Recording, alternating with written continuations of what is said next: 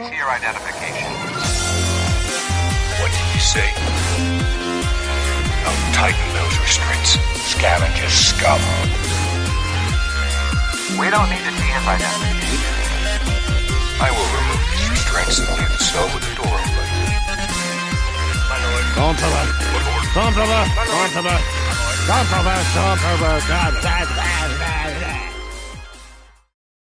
Hello, everyone, and welcome to the Sidebar Cantina, the podcast where we talk about Star Wars, pop culture, and a happy belated birthday to our third member, Miss Luna Girl. Yes. Happy belated birthday. Yeah. I'm Mr. Jason Roscom. With me here each and every single week, the Darth Vader to my Palpatine, Dave Martin. Hello, Dave. Hello, Jason. How are you? I'm here. I'm in studio. Good. Are you feeling like Darth Vader? I'm still feeling like Darth Vader a little bit. Or you're more Kylo Ren and just like smashing the shit out of It could be a both. the wall with the Be a little bit of both. Okay. Dude, I would have loved to have seen a Vader outburst like what you had with Kylo Ren. Yeah. Just a little fucking tantrum. Mm-hmm. Oh, that'd be spectacular. No, his tantrums were mostly like choking people out. Mm-hmm. Well, there's benefit to that too. Yeah. But anyway. Yeah. So I guess what are we talking about today? We're talking. So, let me set the stage. I had the bright idea to. All right, it was the 49ers versus the Philadelphia Eagles yesterday. Yes. Which, by the way, since we didn't have a show last week, we couldn't really hype it up or anything. No. And talk some shit. So, and plus we weren't in studio. Like it just it's tough. The vibes are different. Yeah. So going into the game, I was like, we should talk about before there's any bad blood. Yeah. We should talk about like why we do this to ourselves. Yeah. And honestly, like that's really the gist of what this show is going to be about today. Mm-hmm. And not just for sports, right? This isn't going to be a sports centric pod, but how it also relates to Star Wars and things like that. You get wrapped up in something, you get your hopes up, and then when there's an unhappy conclusion, then how it can affect you. Yeah. And unfortunately, it's affecting me more than it's affecting Jason today. Right. So, at least in a negative way. All right. Well, sounds good. Do we want to talk about Patreon? You can talk about Patreon. At some point, if you're willing. And able. It's more the able part. Because for some reason I can't ever think ahead. It's in the notes too. It's like right there. Yeah. Like, hey, here's intro. Here's like we're nothing if not slaves to the whatever is in the notes. Right. We just read whatever's on the teleprompter. Right, exactly. Like if it's not in the notes, then it's not going to happen. Right. How are we doing? We do. Okay. Good? We're good. All right. So if you're enjoying the Sidebar Cantina's content, consider becoming one of our Patreon supporters. For as little as $1 a month, you can support this podcast and help make it possible for us to continue to bring you quality content week after week. We'd like to give a huge shout out to all of our current patrons: Frank Kalevich, Catherine Rennick, Dragon Buddy, Lord Helmet Fire, Nick from Swede Studios, my wonderful mother-in-law Patricia Goodstein, Don Solsky, Wally Frogmore, Chantal from Pop My Culture, Helen Martin, Sterling Azier, Nicholas Schaefer, Kristen Roscom, Carly Vickers, Ivo G, Shotgun Mark, Frederick Martin, David Schmuck, Scott and Kim from the Use and Abuse podcast, and the Orange and Fett Show. 37. My girlfriend sucked 37 dicks. In a row? If you'd like to consider becoming a supporter, you can find us at patreon.com/thesidebarcantina. Thank you again to all of our listeners and supporters. You are the reason why we do this. Ooh, that was a good one. It was snap. It was very snappy. Ka-cha. You can ingest. Hang on. Ingest. No,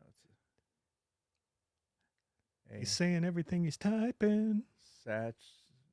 Satchel of Richards. Oh, I do know what he's talking about. All right. Well,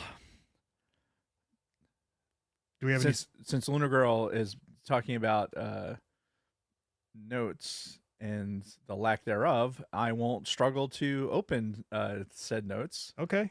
Which I have to say, like my big Christmas present was the old MacBook here, Mm-hmm. and it is nice having everything in one place because now my notepad is here.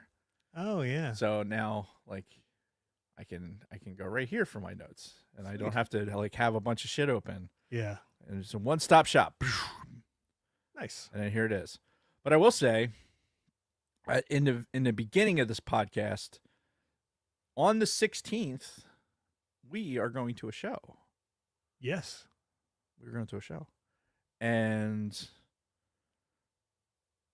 where are we going? I forget where we're going. I like the location. I'll have the details of where the show is. But I'm pretty sure it's at the Broken Goblet in Bensalem, Pennsylvania. Sounds right. So January 16th, which is Friday. Yep, it's Friday. I think that's my sister's birthday too. Need to have that reminder thing like you have. Yeah. You have a reminder thing to call your sister or something on her birthday. Yes. So yeah, we're going to see Till the End, the official band Yeah. of the Sidebar Cantina, and and as a matter of fact, I'm going to be taking some pictures for them. Oh yeah. I'm probably at the show and also tomorrow. Okay. For some for I think some video stuff that they're doing. Right. So very cool. I'm super excited for them. Yeah. Like it shit had gone on us quick, man. There seemed like It was like so far in the it future. was like in the summertime. Like in January. Like holy shit, that's so far away. No, it's not, fucker. It should be fun though. Oh, it's It'll gonna be be a good time. it'll be a good time. I'll take pregame with some Tylenol and it'll be right because it's gonna be loud. Yeah. Yeah. Anyway, so that's it. All right. That's we'll have full and complete and perfect notes at the end. All right. Looking forward to it. So we had a huge rumor breakout this last week.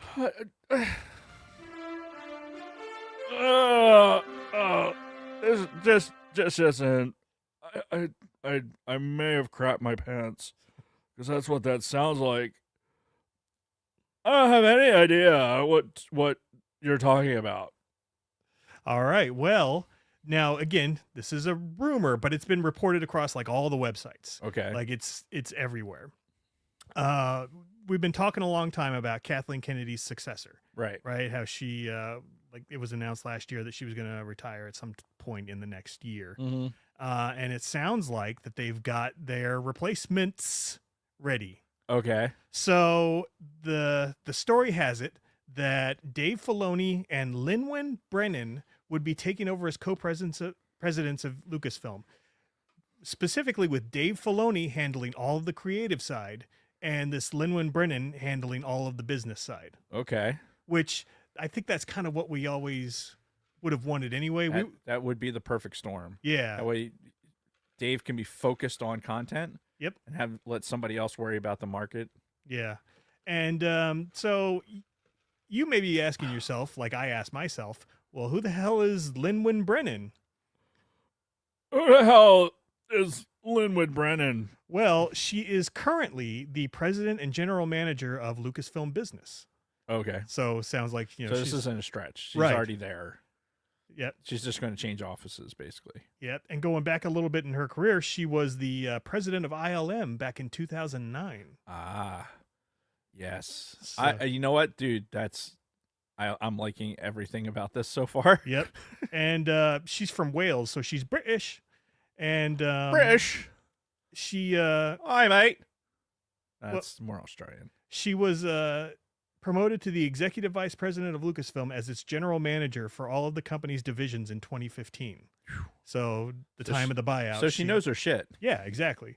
And in 2016, she was made a commander of the most excellent order of the British Empire by Queen Elizabeth II. Hello. for her services to the United Kingdom's visual effects industry, because she goes back into visual effects a long way back. Obviously. So, yeah, I mean, this sounds. I crown you the commander of the most excellent order of the British Empire by me, Queen Elizabeth.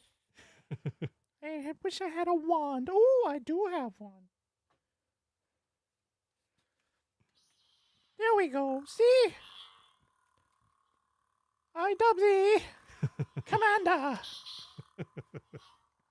Now rise Feel very honored. and clean yourself up. And yeah, like I said, this seems like the perfect situation. So Dave can handle everything creatively. You know, he's the George Lucas disciple. Right. He he's done so much of the stuff that we love. Clone Wars, Rebels. Potentially this Ahsoka thing. Ahsoka, yeah. Verdict's out. But yeah, dude, this is exactly what we were hoping for. Yeah. What could possibly go wrong? Right, exactly. Which it ties in. Remember this for later. Right. And we'll bring this back up, because right now expectations are very high. Oh man. Oh God. Why? Why do we do this? Why? So we'll come back to that. That should be. We should have that like on a bumper sticker. Mm-hmm. But before that, we should get into our weeks, maybe. Yeah, let's do that. All right. Well, first and foremost, I have additions to The sacred Jedi. Pixies! I should have started getting them out. Probably. So the first one is one that I have a boxed version of this guy already. Okay. But I don't have a loose one. And now I have That's what she said. I have a Lucy, and it's Jango Fett Oh, nice. with the Tamora Morrison head and Yeah. a helmet that goes on and off. Get your things. We're leaving. Yeah. So now I'm gonna have a loose Jango Fett. That's a good head. Yeah. Nice. Because I've got all the other loose Mandalorians, so I figured I might as well. Now, you may or may not remember from a couple of months ago this guy that I got. Yes. Obi-Wan and Cody, the 2-pack. Uh-huh. Well, they released the follow-on to that, Ooh. it which is Anakin? the Anakin and Rex 2-pack. Nice. So I just got that from the Disney store, and I got 2 of them so I can open one. Oh, how was the Disney store as far as selection? Like, Pretty poor. really? Yeah, they have like 5 Black Series figures. Look at the baby killer in there though. Oh man. Oh. So hot. There you go. Yep, and it's got Anakin in his clone armor, but it looks like Hayden. Yeah. There he is. Hey, now. That doesn't look like Hayden at all. Hey, it looks like Hayden when he. This is how Hayden wants to be looked at. Right. Like, hi, how you doing? I'm dead sexy. Yeah, that doesn't look like him at all.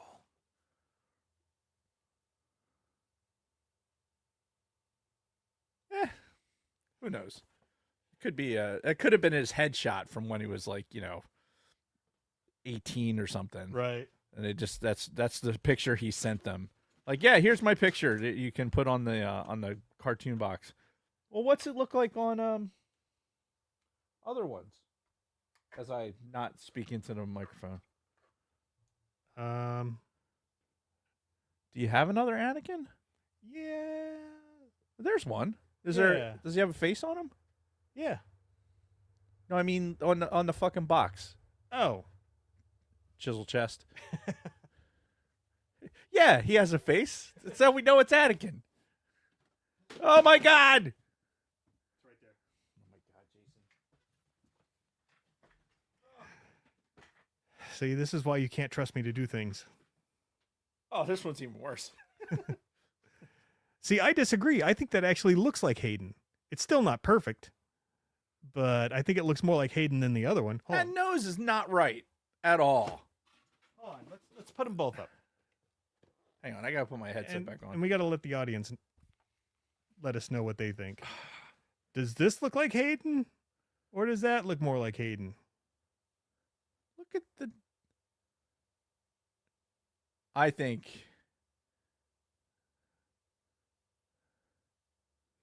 Yeah, I'm still going with that one. well, you know what?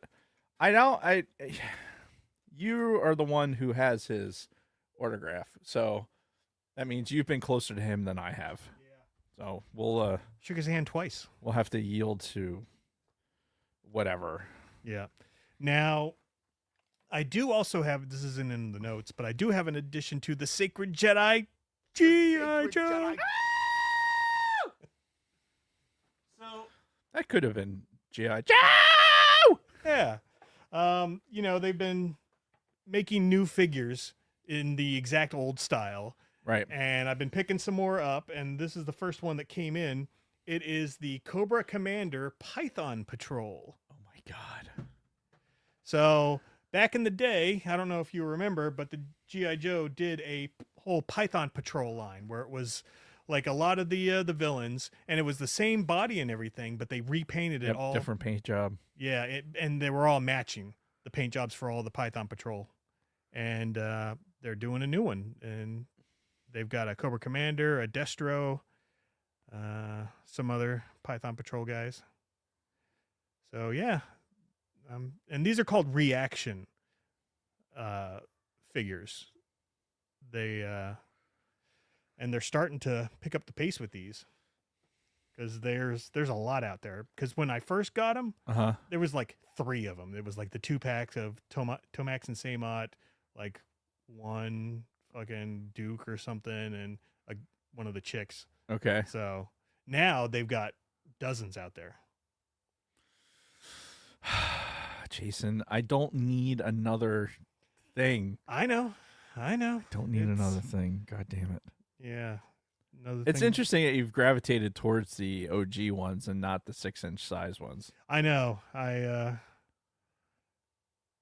just because of the nostalgia factor. Yeah. You know? No, dude, especially carded like that, it looks like what they did when I was standing at Toys R Us looking at them. Mm-hmm. You know? Oh my God! I saw a picture on Facebook. It was somebody taking a picture of the inside of a Toys R Us like in the early '80s, and I'm looking at it. I'm like, oh my God! I remember this is exactly how the video games were lined up. They were that first row after you came around that first corner, and so the Toys R Us that was here, what's that? No, the Best was next to it. You remember Best? I do actually. Yeah, so we had a Best that was where the it used to be Dick's Sporting Goods. Now it's a medical center over on the other side of Deffert Mall. But there was a Best there. Mm-hmm. I'm shocked that you had a fucking Best, because I say that to people and they're like, "What the fuck are you talking about?" Yeah, we had one in Bakersfield. That's fucking awesome. Yeah. Thank God somebody else remembers.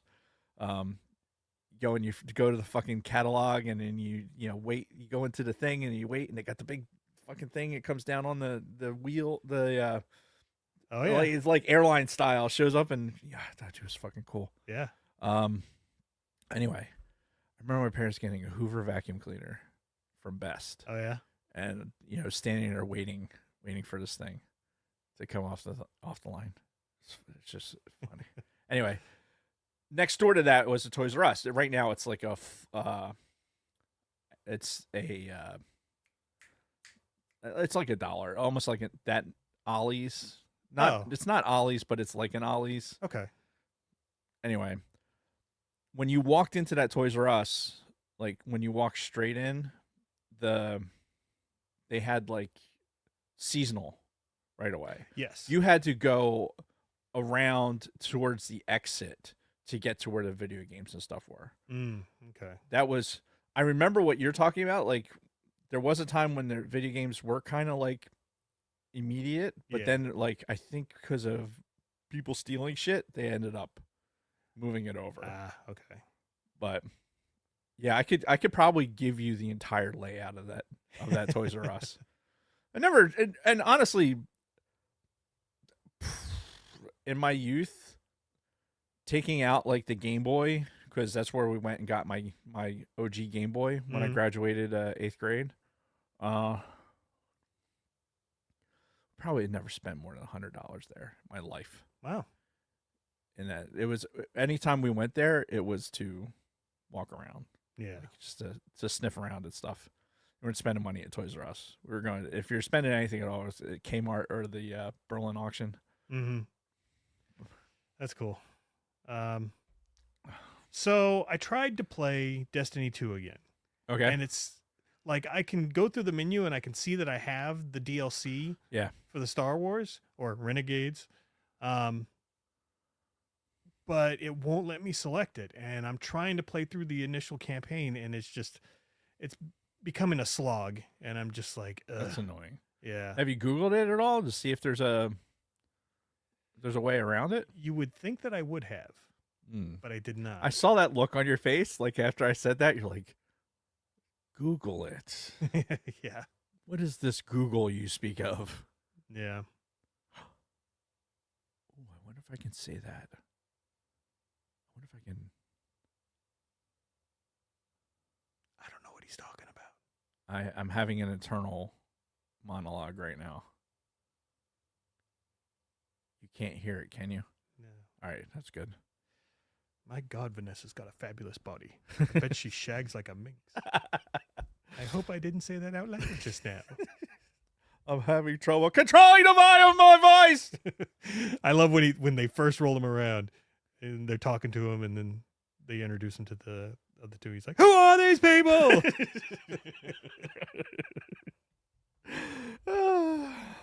Anyway. Yes. Where was I? Oh, shit. So I still have not played that Destiny 2 Star Wars content, but the game Starfield just had a massive Star Wars mod released for it. Now, I don't know if you're familiar with Starfield. It's the same guys that make the Elder Scrolls game, Oblivion and Skyrim and all that. Okay. And but it's that in space. And they did a complete conversion to change that into a Star Wars game. It looks fucking phenomenal. And it's like, is it licensed or is it like no Star Wars flavored? No, it's the stuff. Like you can see a stormtrooper, or you get your lightsaber. I think you play as one, either Boba or Jango Fett, or a Mandalorian. But What are the? Is it like a campaign or what? You just kind of. It's like a full, like almost expansion, kind of thing. So I'm also going to be looking into doing that within the next week or two. Damn it, Jason. But I'll get it. I'll test it out before Yes. I push it onto you. You work out the kinks to said thing and let me know. Yeah. So since it's been a couple of weeks since we talked last, my youngest son Ben turned 18 last week. Shut up. He did. Wait, weren't we just talking about him? Adam's 18th? Yes, that was a year ago now. I'm gonna have a coronary. Yeah, so all of my children are adults. How's it feel? Honestly, not that weird. Yeah. Yeah. Maybe it'll actually dawn on me one of these days, but I don't know. Right now, I feel okay. Well, because nothing's changed really. Right, exactly. They're all still living at home. right. They probably will be for the foreseeable future. Yeah. But we did get Ben a new car for his. Yeah, I you know what? I figured as much when I was parallel parking out in front of your house today, because now you basically have a rental lot out in front of out in the house. Yeah, well, we've got 5 cars now for 5 people. Yeah, that's. So, it's yeah, I know how it goes. Yeah, and Insurance is amazing. Yeah, I was gonna say, if you've ever had 3 or more children and you've got them all on your car insurance, unlucky you. Yes, especially in New Jersey. Yeah, because car insurance in New Jersey is not cheap. No, at all. Nope. And it used to be like, I don't know who you have. I do USAA. Yeah. So back in the day, let's see, when I started driving in the early 90s, the USAA left New Jersey. Oh, really? Yeah. They were like, we're not insuring in New Jersey anymore. Wow. So I ended up having like Allstate or had whatever. And God, and had some unfortunate mishaps. None of which were my fault, by the way. None of them. Well, one of them kind of was, but it was just myself. Anyway, I've told the story, the flip the car story. Oh yeah, Yeah. famous. Dave's dead. Yes, Dave's dead story. And then the truck getting hit in the intersection. That ended up, we ended up not even using an insurance claim for that. But then when I turned 18 and kind of had my own, Mhm. the way USA works, you have an account no matter what, and because my dad was a veteran, so I already had USA. Yeah. And when I turned 18, I was able to get my own, and they come back to New Jersey at that point. Okay. So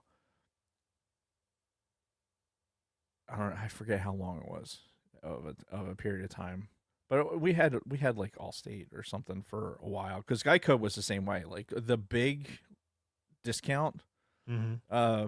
places for car insurance when it comes to New Jersey.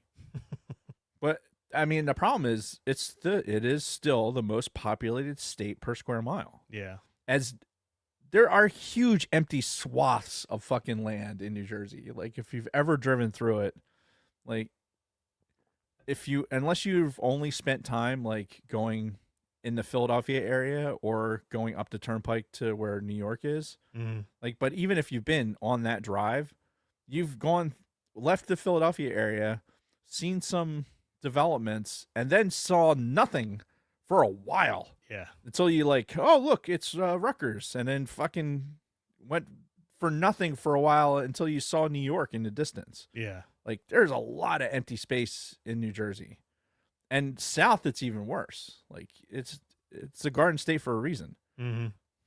But because of the population density in those areas, the insurance is fucking ridiculous. Right. As it should be. There's fucking accidents everywhere. Yeah. I had 2 of them on the fucking drive into work this morning. Yeah. It's like people are fucking morons. Yeah, and especially when it like rains for the first time in a while or snows for the first time in a while, like people just they forget how to drive. Okay. So professional commuting. Leave the house, get on 42, right? And then get onto the 295. There's a curve that goes underneath, like it's almost like a tunnel, but it's where all that new construction is for like the 295 bypass and everything. Yeah. So you get underneath that tunnel, and when you come around that corner and the sun's just coming up, you're like, "Ah!" it's like right there. That's the worst. But if you're commuting every fucking day, you know it's coming. Mm-hmm. Like you should be ready. Like, oh hey, it's like sunrise. I'm going to get fucking blinded when I come around this corner. So I should flip my thing down or whatever and be prepared for it. No, people aren't, and go fucking running into the back of cement trucks and shit like that because they're like, oh my eyes, oh. Yeah, fucking just people are so dumb. Yeah. They just are. And that's the worst part of it. It's like you could be the best driver in the world, but that fucking idiot is not. Mm-hmm. So anyway, yeah, and Ben's gone on the road. Yay! Yeah, it's crazy. So is that a plug-in hybrid? No, it's Just a regular one. Yeah, That's cool. yeah. It was cheapest one they had on the lot. Okay. So,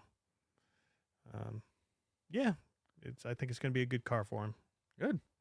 And that's really all I have. If you guys are waiting for us to talk about the football game, by the way, we're saving that for the main topic. That's the whole like the gist of the main topic. Yeah. So, before I pass it over, I just went, why didn't they talk about the football game during their weeks? About that? Oh my god! I got some cock and balls. All right. So, what about you? Catch us up. I have. I'm almost fully recovered from the whole walking pneumonia thing, which I was actually talking to somebody at work about it. It's like, I don't know why they call it walking pneumonia because you don't feel like walking at all. Oh, really? Like, there's no energy at all. Like, it's kind of like, you think about how COVID kind of put you down, like energy wise, like where you're just in one of the, like, this was really the same. Okay. Except it just, apparently what's happening, and this is what the doctor was telling me, is people are getting like this. There's like this cold flu that's kind of going around, and it's Yeah. going around everywhere. And like everybody around me has had it, and I've Yeah. somehow been able to avoid it. Yeah, and I should be non-communicating because I've been through the antibiotics and everything else. Yeah. But that's when you get over that, and if there's like lingering effects that for some people it turns into this walking pneumonia where you're just like, it stays in your chest, you still have the fatigue, you're just like, it just doesn't clear out. Yeah. So I finally got to a point where I was like, okay, I gotta see what's going on, because I just was not, I felt like I was getting better, and then like taking one half step to getting better, and then like falling down, like not, just no energy. So I ended up, I was using an inhaler that I had from COVID. Mhm. So I'm like, I can't breathe right, so I'm gonna try this inhaler. I don't think you're supposed to use an expired inhaler. I'm just saying. Like, the expiration date was like 2023. Oh shit. So, choices were made. So I got a new inhaler, which the audio listeners may get to hear when I post the audio, and a bunch of antibiotics, and the Doxy that they put us on. Mm-hmm. Did I talk about that last week?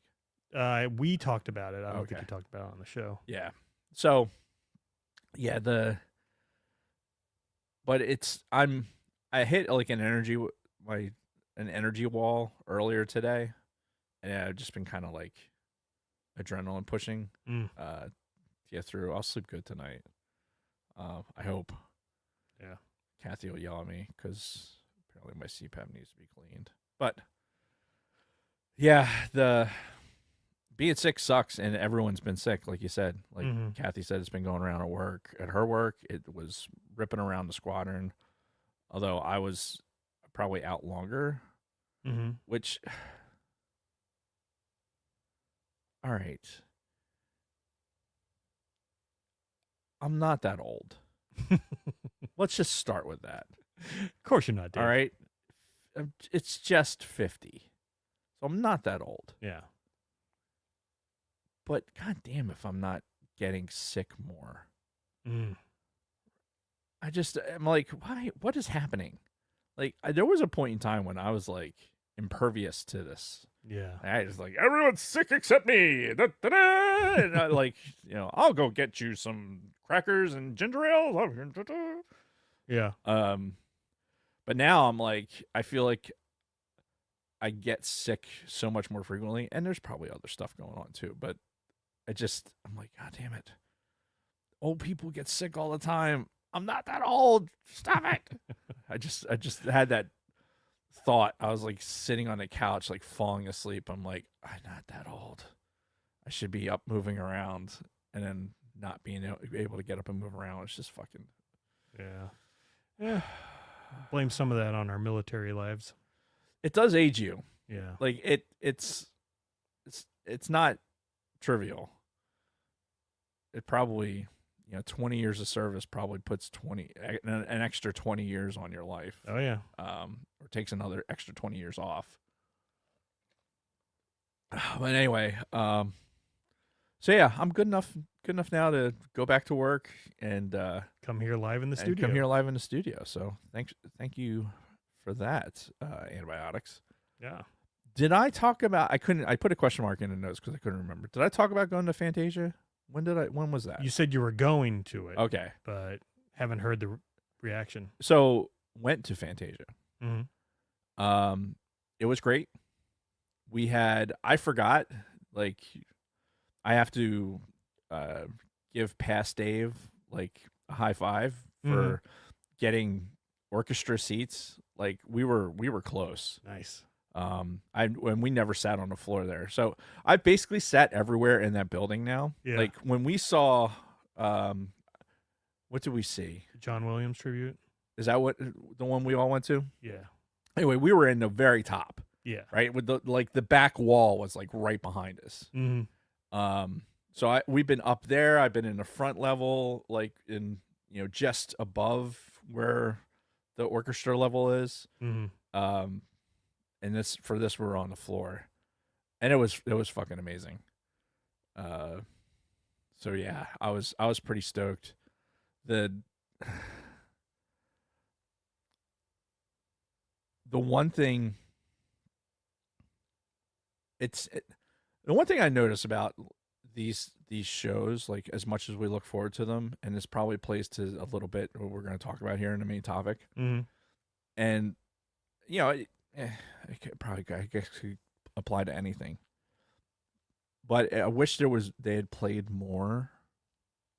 It started out with Night on Bald Mountain, Mm-hmm. and there was no image, like they just started out with it. Oh, okay. And at first I was like, "Are we not watching?" I thought this was like watching it also, Yeah. but this was like it was almost like their warm up, and it was spectacular. I mean, they sounded fucking brilliant. Mm-hmm. What I didn't know, it was the 125th anniversary or 130th anniversary of the Philadelphia Orchestra. Oh. Like of his existing. Mm-hmm. And I may have talked about it before, but Stokowski, Leopold Stokowski was the maestro of the Philadelphia Orchestra, Mm-hmm. and he was the one that was approached by Disney to say, "Hey, I want to do this." Okay. So what a lot of, and I just learned this when we were at the thing, because the guy who was conducting actually stopped in between songs and kind of told a little bit of history, which was kind of neat. And he was saying that like Sorcerer's Apprentice was not the Philadelphia Orchestra because it was done separate. Mm-hmm. So conceptually it was going to be, it was done in Hollywood, and it was Disney wanted to he wanted to do this like annually. Yeah. So he wanted to have like every year kind of show like technology like getting better like with the orchestra. Uh-huh. So he wanted to have like a Fantasia every year. Wow. So like Fantasia 2000 was kind of like a realization of that Yeah. when it came out, because I know you said you were more into Fantasia Yeah, 2000. I liked it. Yeah. Kristen and I saw it in theaters when it first came out. Yeah, and you know what? I was pleasantly surprised they played a couple of Fantasia 2000 songs, and showed the video also. Yeah. But it sounded excellent. There was they played. I mean, it was a couple hours. Yeah. But I was into it. Yeah. Like Kathy was busting my chops because I was just like, this is awesome. But you watch it and it's like, oh my God, what kind of drugs were they on when they were like, for some of it, like the dance to the Sugar Plum Fairies with all the fucking the hippos and the ostriches dancing. And everything. Yeah. Just like, Jesus, dude, what the fuck were you doing? Yeah, cocaine's a hell of a drug. Yeah, no shit. In the fucking 40s, no less. But anyway, yeah. So Sorcerer Apprentice was kind of the original part of that. Yeah. And Disney wanted one of them for Mickey in particular, because at the time when that came out, Mickey was kind of getting passe. He was like Daffy Duck and Goofy were more popular. Huh. Okay. Like in the cartoons. So Mickey was just kind of like, eh. And Disney wanted Mickey to have like a main character Sure. in this thing when it came out. And, Sorcerer Apprentice is one of the biggest things that fucking it's one of the big things that like kind of Disney's remembered for. Yeah. And, I knew of the Sorcerer's Apprentice before I even knew what Fantasia was. yeah. So And most people are in that same boat. Yeah. Like it's especially, if you go to Disney and you fucking see that show. They had it down in Orlando. I don't know if they still do. I don't know. The big Fantasia show. They have a whole fucking thing with the fucking when he's got the water and everything. Oh, nice. Oh, dude, you got to do it if they still have it. Yeah. But yeah, I've always been super into like Sorcerer's Apprentice, especially, and what this conductor mentioned, and it was true, is that Fantasia and Fantasia 2000, this was the introduction to classical music for a lot of people, Yeah. especially for a lot of children, Mm-hmm. and making a positive association between, imagery and just how the music made them feel led them to having more of an appreciation for the orchestra. Yeah. So, and obviously it had that effect on me. I love John Williams notwithstanding. I think I can appreciate the mechanics and the recipe that makes up the orchestra as much as the music itself. Yeah. Because goddamn, it's so hypnotic watching them play. Is it? Oh man, I will say, if you get the opportunity to like sit in the orchestra area, like real close to the stage or whatever, Mm. it's good. But getting someplace that has a little bit of elevation so you can kind of see the entire orchestra, I think is better. Okay. Like, I don't think that the sound experience, at least in Philly, it could be different in other places. I mean, but that whole orchestra, like the whole place is kind of shaped like a guitar, if you remember. Like Yeah. it's kind of got that wave to it. And is he going to land in your yard? You might. Jesus. Yeah, I think you're not going to lose any sound fidelity by sitting like in that basically where I sat for Neil deGrasse Tyson. Oh, okay. So being able to see the entire orchestra, like I couldn't see the percussionists from where I was sitting. Mhm. I could see all the violinists, and I could see the cellists and everything else. I had a clear view of that. Right. I was right there with the conductor, and I could see like the conductor. I was close enough where I could see the conductor's screen. Like, so how you see in John Williams, like in the behind the scenes where you see like the screen that has like the cadence on it. Yeah. I could see that Nice. from where we were sitting. That's cool. Dude, it was fucking cool. I love that shit. And if that's in your town, like for wherever orchestra or whatever, you got to do it. You got to do it. Support the arts in your community, because otherwise, these things don't exist in a vacuum. Right. Like you need, if you want this music to survive, it needs your support. It needs people to go out there and listen to it. I'm not saying go out and give them a bunch of money. I'm saying just go see it. Yeah. They need people in the seats to be able to go to, not lenders, but go to supporters and say, hey, look, this is the audience. This is how many people we're putting in the seats. Yeah. Anyway, little puppy update. Oh. She's getting golden retriever puppies. She's 4 months old, right? So they said that she's supposed to be about somewhere between like 18, like what did it say, like 20 to 40 pounds, Okay. whatever, give or take. So she's like 27 pounds. Damn. 4 months. Like she weighs as much as our old doodle, Jessie, weighed as an adult. Wow. And she's a terror. so good and so cuddly, but just the energy level is like just it's like it is beyond, it's at full military power. Yeah. Like, and she goes from 0 to that.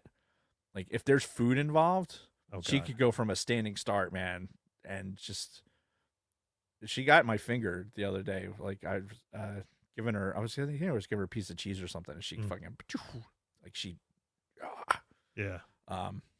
But so we have these gates, right? We have these puppy gates up to keep her from like getting upstairs and making a mess on the carpet or something, and or going into the kitchen when we're trying to cook. I was coming down the stairs. It was like right after Christmas. I was coming down the stairs and I took a bad step and fucking torqued around my knee and fucking fell. Not terrible, but my knee fucking hurt. Mm.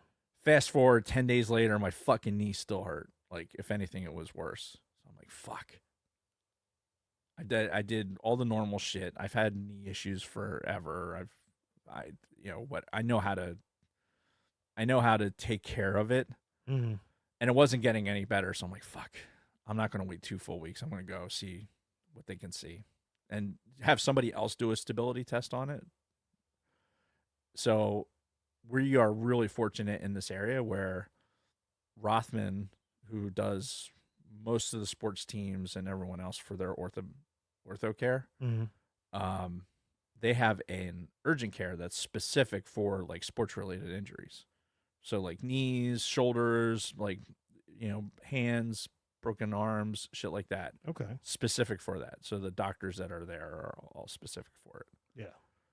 So I went to the ortho urgent care and they did the x-ray, got a stability test, checked out. So I'm really worried about my ACL because where the pain was, that's what it felt like.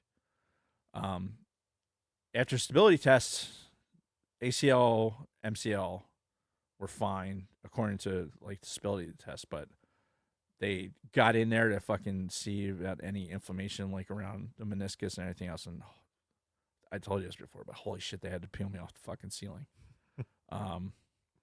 So I probably tore my meniscus on my right knee, which is not new for me. I've had 2 scopes on my left knee. Yeah, that was my first question too. When you told me about this, was it the same knee? Nah, yeah, that would have been phenomenal. Get another hole in that knee. But no, this will most likely have an MRI that I'm gonna have to get scheduled this week, probably. Although I probably should. It was on my list. Fuck. Anyway, need an MRI to see what the verify that the ACL and MCL are okay, and take a look at the meniscus. And it's probably not bad. That's the thing about with the meniscus; it doesn't take much to cause swelling and pain. Right. Because I know that my first scope was mainly a clean out. My second scope was like they took I don't know, I think it was 80% of there's 2 actual like areas where the meniscus is, and they took like 80% of the one that was torn. So anyway, I'm gonna probably have fun with my right knee by spring, which I want to get it done sooner the better because I want to play more golf this year. Focus less on work and more on golf. Sounds like a good plan. Yeah. So yeah, that's been fun. And we're talking about the video games. I think it was last week when we talked about Outlaws. Yeah. And because it was like on sale, on the Steam sale, and so I bought it. Oh, you did? I bought it. I downloaded it. I've been playing it. It's not horrible. Okay. Like it's Jedi Fallen Order without the lightsabers. Okay. And jumping around.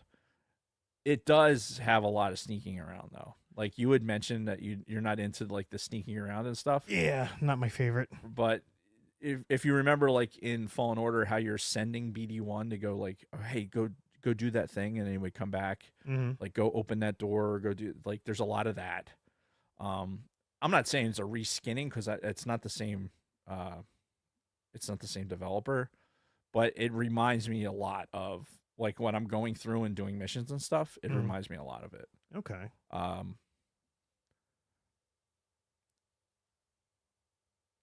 I'm gonna at the risk of opening up a can of worms at the risk of it. I think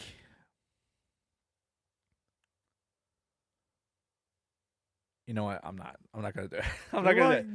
Well, you've already built it up. I know. So I'm not a fan of the character The main character. The main character, the Yeah. broad. And I don't want to not be a fan of the character because it's a female. Right. Like controlling a female and like doing a bunch of stuff, like there's no like it's not like, oh, there's not as much power or anything else. Like no, it has nothing to do with that. Yeah. But I think there's like a part of me that's like,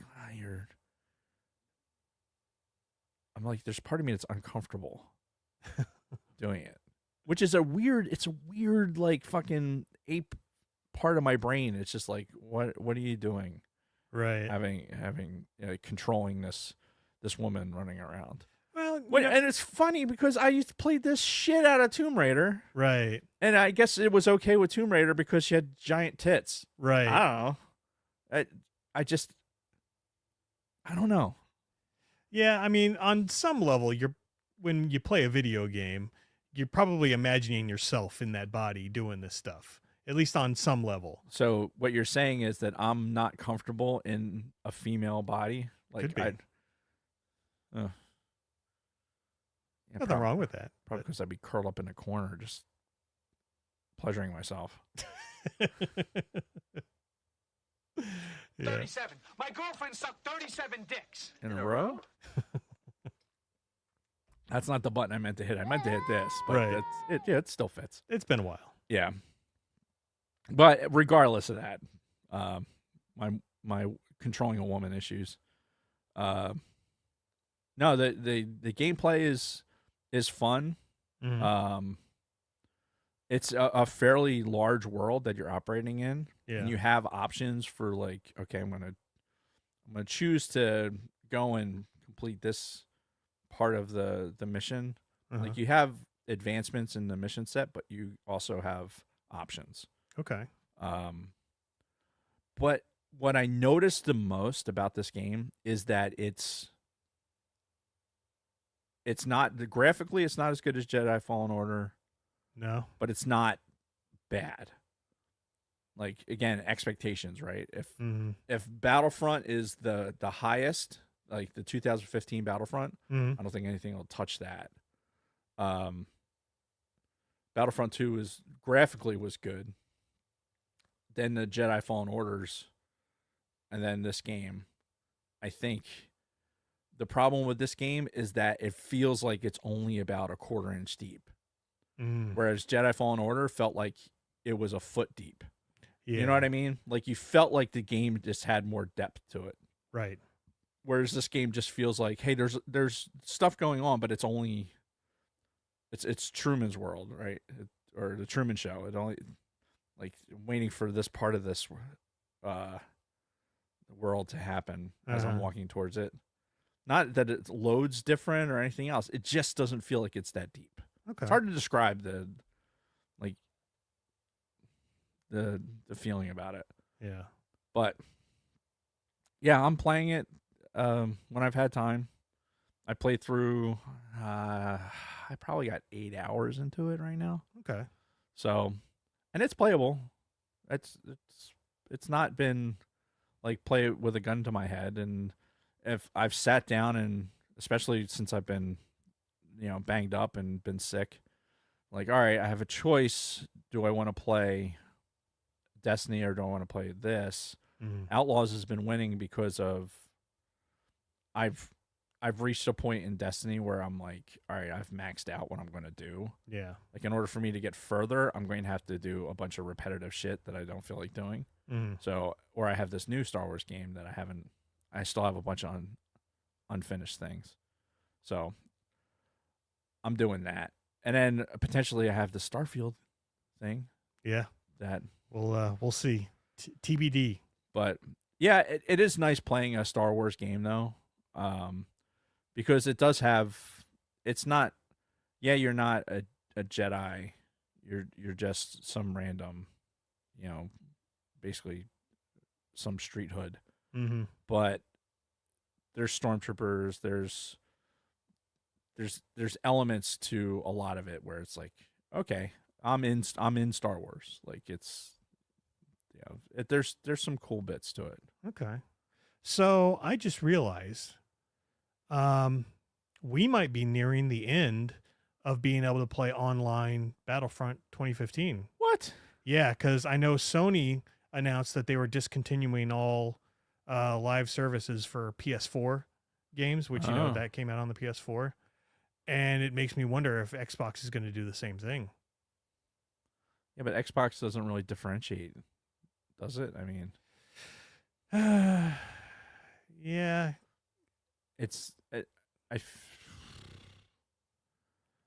I always felt like PlayStation had like delineated more between the games. Like, okay, there's going to be a support level for this, and then this. Like, obviously, I think the technology jumps between PlayStation 3, 4, and 5, I think were different. Mhm. Then you had Xbox 360, then you had the Xbox One, Yeah. and then the Xbox X. I mean, there hasn't been as many leaps, Sure. and everything's been backward compatible. Yeah. So I don't know. It does mean we might have to be, trying to play more. Yeah. And keep our ears open for any announcements. Yeah, keep us honest in the chat. Make sure we're fucking we're doing that. Yeah. Cool. So is that everything for your week? That's everything for my week. I have to piss like a monkey's racehorse. All right. We can take a quick break. Yes. You gonna cue up the video? Am I? You normally do. I normally do, and I'm not getting ready to pee myself. Oh my god, it's the worst ever. What is it? This one? No, this one. I'm ready. All right. Do it. Colt 45, it's a dynamite taste, it's a grin, it's a groove, it's a blast. Colt 45, it's a dynamite taste, it's a win, it's a definite blast. Colt 45, ammunition, loaded with dynamite taste. So grab one, down one, get yourself a round one. Colt 45, malt liquor, Colt 45, it's a dynamite taste. It'll never get old. I love that. Wanted to point out a couple of things in the chat. First of all, we had Shotgun Mark in the chat a while ago. I'm not sure if he's still in there, but hello, Mark. Good to see you. Also, where did it go? I think it was before that. Yes, Kelly mentioned that all of Dave's notes are done, so I'll have to let him know.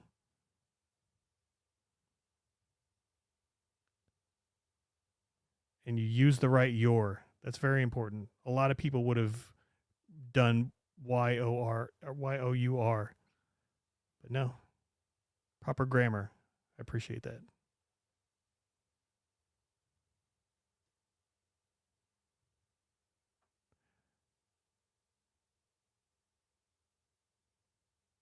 Sorry, I'm like dead silent.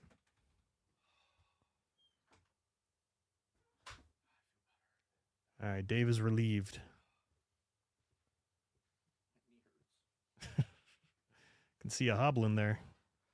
You see the apparatus? Oh yeah. Dave's got on a knee brace. It's like I feel like an offensive lineman. Yeah. God. I've been thinking recently about everything that professional football players go through physically throughout the season.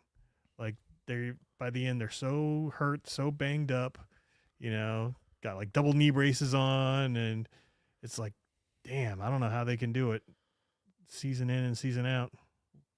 Save that thought, because we can talk about that as part of our sports discussion. Yep. Sports Center, the place for sports. Well, whenever you're ready, you can play us in. All right, let's do it. What am I doing? I'll do the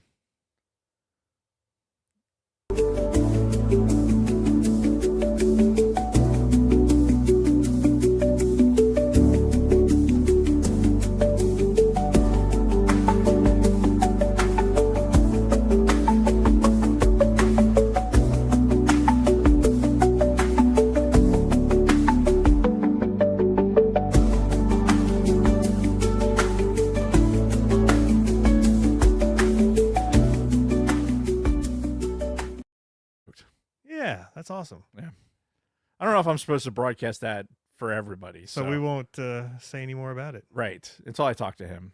Right. And he's in New Zealand. Oh. So it's 12:03. So it's noon. Okay. So he might be listening. Probably not though. It's a work day. Oh yeah. Yeah, and he's a workaholic. Yeah. So he's he takes his work very seriously. very seriously. So probably not listening to us. Probably not. All right. Anyway. So yeah, we were talking about fandoms, and obviously this all got kickstarted with the football stuff. Yes. But fandoms cross many genres. Star Wars, there's always talk about the Star Wars fandoms. Yep. In, websites, be it toxic or positive or whatnot. But, the fandoms are out there. They're obviously out there for sports. You even got like the movie franchises, like the Marvel franchises. There's a lot of Marvel fandom out there, or like Dune, or even like books. Like, right. There were people that were just like so dedicated to like George R.R. Martin and the Game of Thrones series, Right. That they still get pissed when the new book hasn't come out.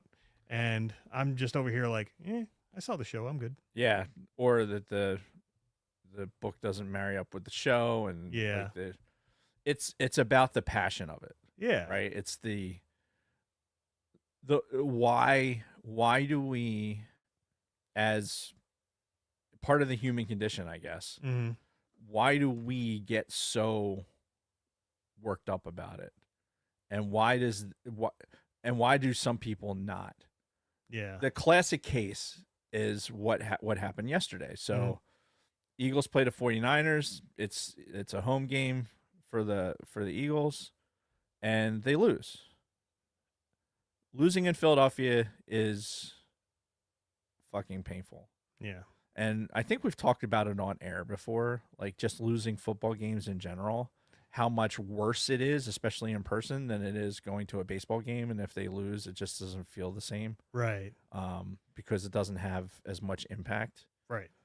And Kathy, God bless her, she didn't even know it was like a playoff game.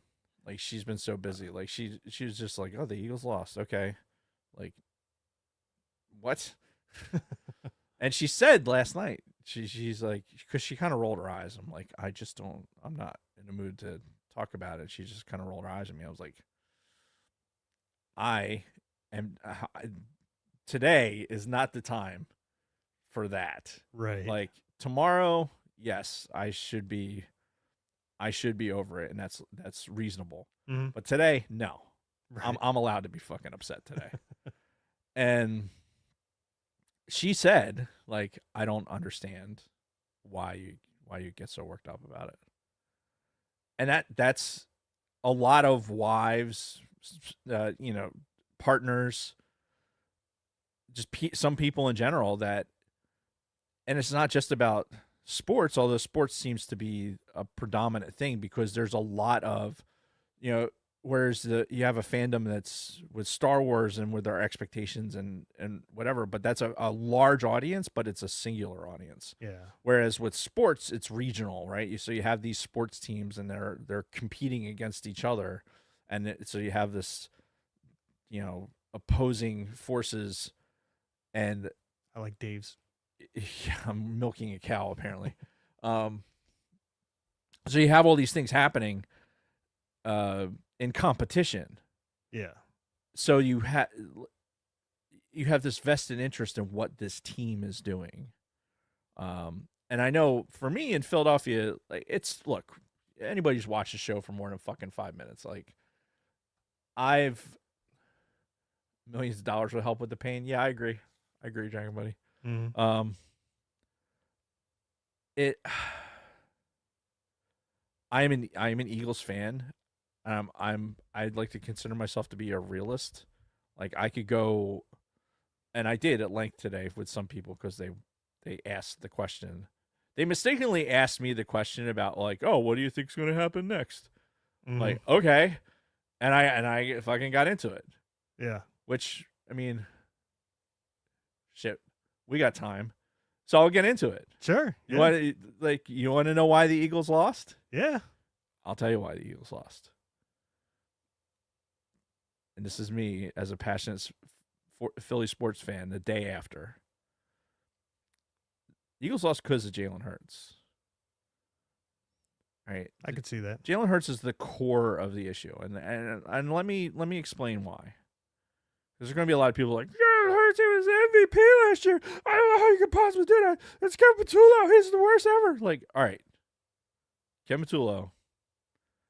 What's going to happen is Kevin Patullo is going to get fired. Yeah, that's a foregone conclusion at this point. He's going to get fired, and that's going to be an open excuse for Jalen Hurts next year to have another poor season. So now you're another year past your potential. Right. This year, probably, unfortunately, anyway, Jalen Hurts. It's not just a product. Kevin Patullo's weakness was that he had to game plan around Jalen Hurts because Jalen Hurts had weaknesses that were evident. I mean, look at the film, right? There was middle of the field throws that he couldn't make because he couldn't see him. Anytime he rolled out, like, it was predictable what he was going to do. Like, if you're defensively game planning, like, you look at a film going like, okay, this is what he's going to do when we flush him out of the pocket. Like, when he would flush out of the pocket, he would look down, not look up, right? Like, there's just some basic mechanics there. Watch a guy like May. What's his first name? Drake May. Yeah, for the Patriots. Yeah. Right. Granted, he's fucking 6'4", 230, right? So he doesn't have to really like elevate to see over the line and see what's going on the field. Right? Jalen Jertz. What am I? Hola. My name is Juan Valdez. Jalen, he's really not seeing what's going on in the middle of the field unless he rolls out. Right. And then, but you can game plan against that. So you have to design plays where, all right, this is where I'm going to have success with these rollouts, and the things that you have to game plan for. You're not letting Saquon get to the next level because, if he's not throwing past the middle, it's in the middle of the field, then linebackers are just going to be up. Yeah. Right. It's basic shit. Right. If I'm not working in the middle of the field, then the linebackers are going to play up, and the run blitz now becomes less obvious to you as a quarterback. And now they're going to be in the backfield hitting your running back and not letting him get his first cut. I mean, you can be the best. You can be Barry Sanders. You're not getting off the line. Yeah. If there's a guy, an extra guy coming through the B gap is going to get you. Yeah. So the game planning from Patullo, he may not have been creative enough to make it work for Hurts or for the entire offense for that matter. Yeah. Without Lane Johnson, I mean, Lane Johnson not being there exposed them. It's a really shame. I don't know that they would have won the game if Lane Johnson was there, but it would have been a different outcome. I think a healthy Lane Johnson makes that a much different, a different offensive line. You'll have to. Okay, so he's on the O-line. Okay. Yeah, he's a unanimous Hall of Famer. Okay. Like he's 65, big guy. I actually ran into him at the VA. I was visiting Vickers in the hospital actually a few years back, and ran into Lane Johnson fucking in the hallways. He was visiting people there. Giant human being. But yeah, anyway, when you're doing that and you're not able to game plan around the weaknesses of, and another defense is game planning for those weaknesses, then now it only takes a couple of mistakes, and now you're playing from behind. Yeah. Jalen has also been the benefit of having two of the best wide receivers in the league on the same team. Yeah. Though we got to talk about your boy AJ before this is over. Yeah, we'll talk about AJ. But anyway, you have two of the best wide receivers in the league, and you have you have slot receiver who's a veteran. You have a tight end who is obviously his go-to. Mm-hmm. Is my chair slowly getting lower and lower? Are you noticing that? No. Oh my God. Anyway. Actually, yeah. Yeah, right? Yeah, you're a little bit lower. They have to be noticing it. I don't know what happened to this. What's happening here? What did you do? I didn't do anything. Well, I was gone. What'd you do? It's all fucked up. I didn't touch it. Damn it, Jason. Anyway. Yeah. I watched that game, and the 49ers knew what was coming with their third and fourth string special teamers and people that were called up from the practice squad. That dude Kendricks, like everyone that was on there, I will say this: everyone that was playing on defense for San Francisco last night all had something to prove. Yeah. Oh yeah. And they played like it. They played like they had nothing to lose, and if they won, they had everything to gain. Yeah. Because that's them basically. It's almost like a preseason game. It's like, okay, this is our opportunity to get on the coach's page. Mm-hmm. And they took advantage of it. Yeah. Because again, that could be their livelihood at stake. Yeah. You know, they make a good showing here, they get a starting job somewhere, bigger contract. Yeah, because even Brock Purdy throws a couple of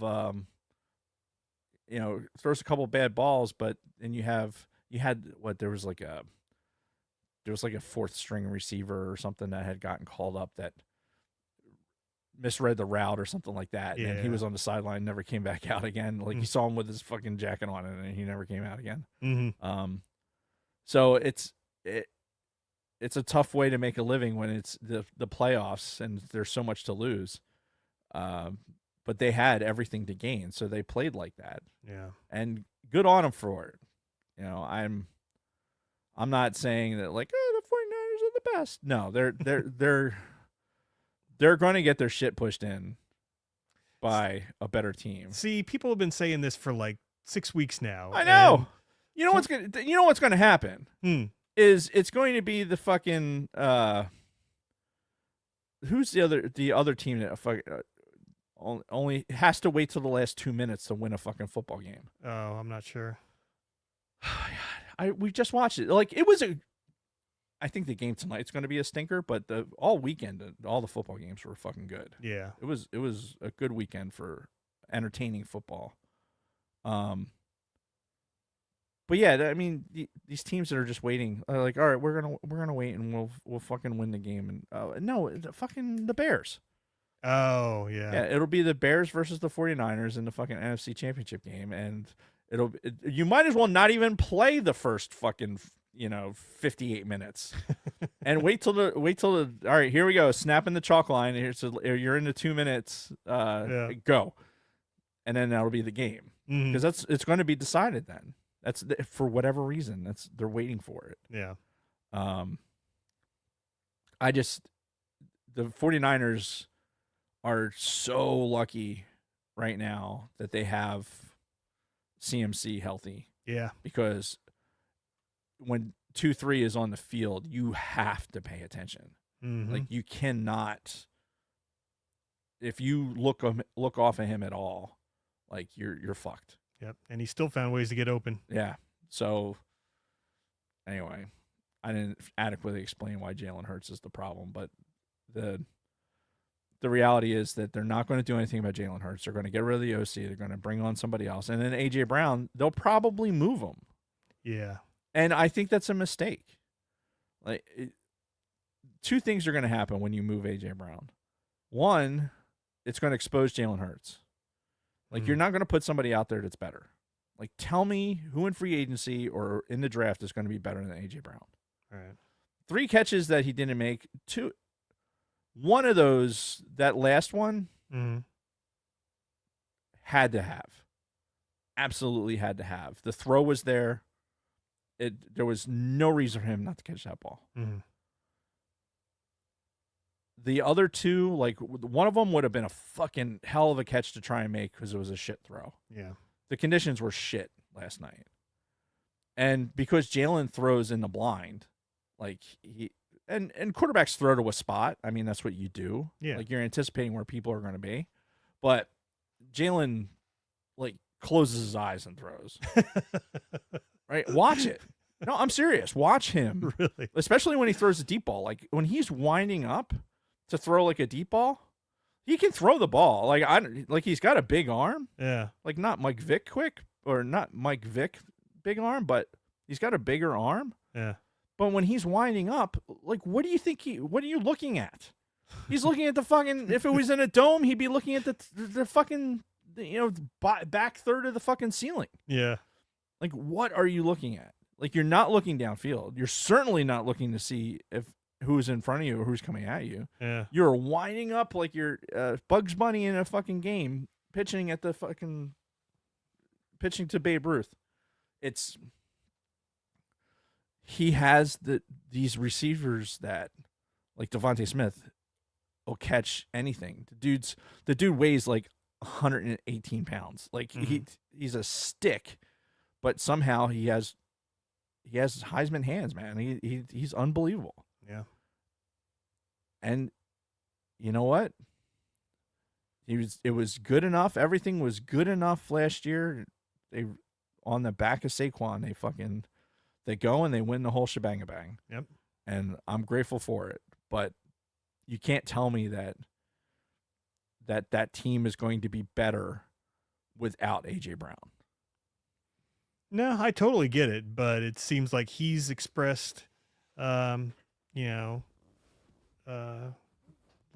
disappointment with the team, and they had that argument on the sideline. Well, look, the fucking announcers, like James Brown, when they cut to the fucking, not James Brown, somebody that cut to what was going on. It wasn't James Brown. No, what the hell's.